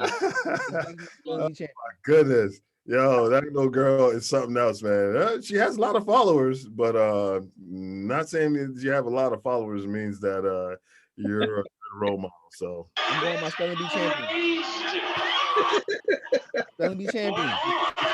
She gonna get buckets too. She gonna give and get. She gonna give. Oh yeah. Buckets. Oh yeah. She's masquerading as a spelling bee champ. Okay, it's the same feces. We're just dumping it in another commode. Okay, this is this week's crash dummies. All right, we have 4 crash dummies for this episode: a driver, 1 riding shotgun, and 2 in the back seat. All right. Operating the car with no seatbelt is the racist, bald-headed, obese punk in New Jersey who harassed his black neighbor by calling him a monkey, nigger, and suggesting that he should go back to Africa.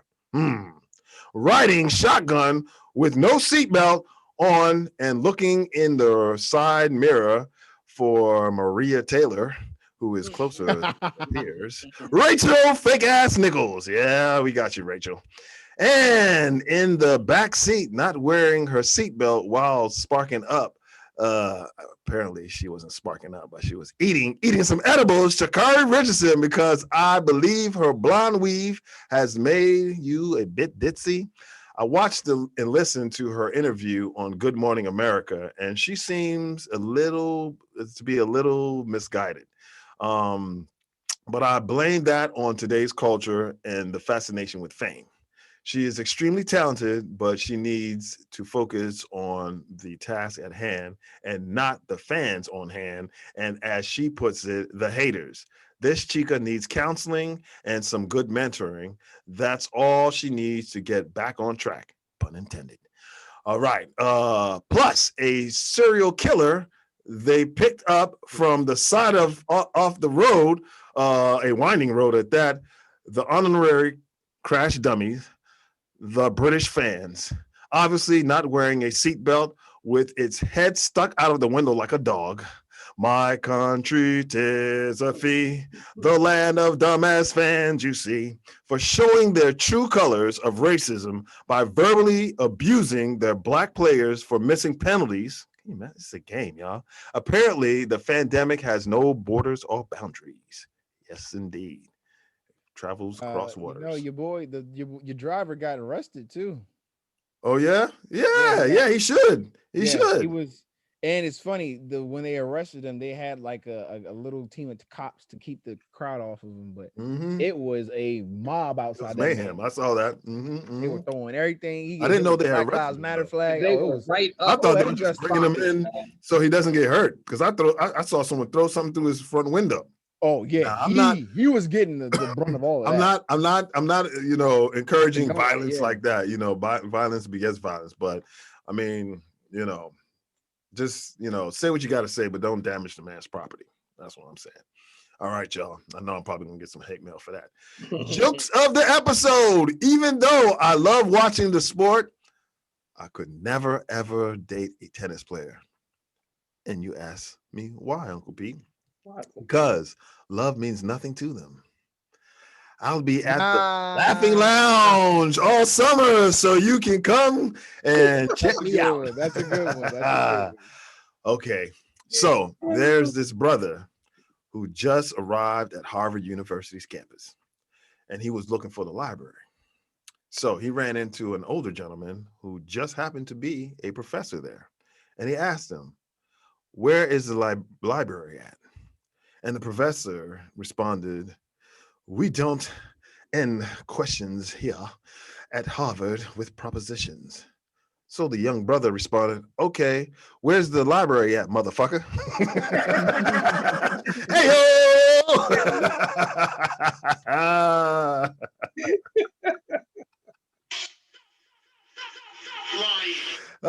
Yes, a lie has many variations, but the truth none. Also, the truth runs marathons and lies run sprints. Let that marinate. Oh yeah, I gotta get this power. Where we at? There we go. Men lie, women lie, and others lie. Rachel Nichols, you damn sure lie, girl. Luca lied. You know you'd rather win an NBA chip, bro. Come on, man. People with fake body parts and extensions be lying. Little baby in the beard. Niggas in Paris lie. That's not mine, officer. Oh, let me say it in French for y'all. Je mène pour vous et en état direct, which means in French, whatever, man, you're still arresting your ass. Even though the Dalai Lama, yeah, he, the Pope, and Mother Teresa told some lies, but never has a ball on my eyes. Shout out to Rasheed Wallace. Hey, big ups to Doyle Mitchell and the industrial banks, serving the Washington, D.C. and Prince George's County community since 1934. And to Mary Bazzini of Godman Power in Springfield, Virginia, with the Godman Grid solar power generators. Power to the future, y'all. And to Yes We See Fashions, to clothe and unite us. That's yes in 3 languages: English, Francais, and Espanol. And to Richie Rich and the Parkables. PARKERABLE.com with the P Clarence Challenge, as well as the PGC Prince George's County Tribe in Maryland. Also to Aleem and Joe with Storytime Production. And last but not least, D2, aka DJ Swig and Swig Entertainment.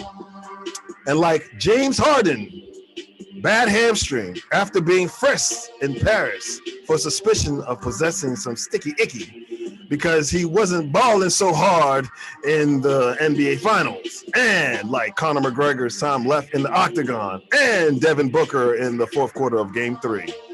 And Diane Sawyer's daughter-in-law, Rachel Nichols, privileged ass, spotted for covering the NBA 2021 Finals after getting exposed for faking the funk with her black colleagues on ESPN.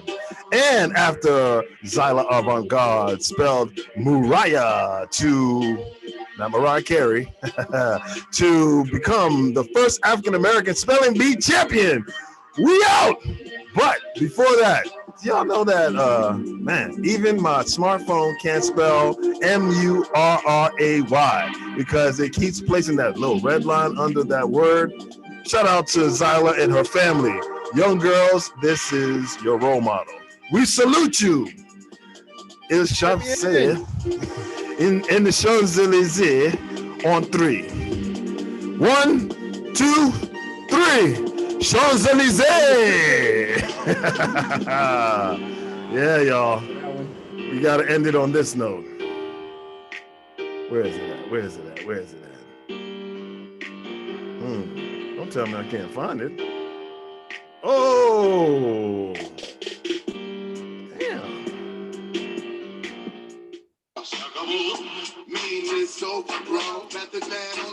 It's over, yo.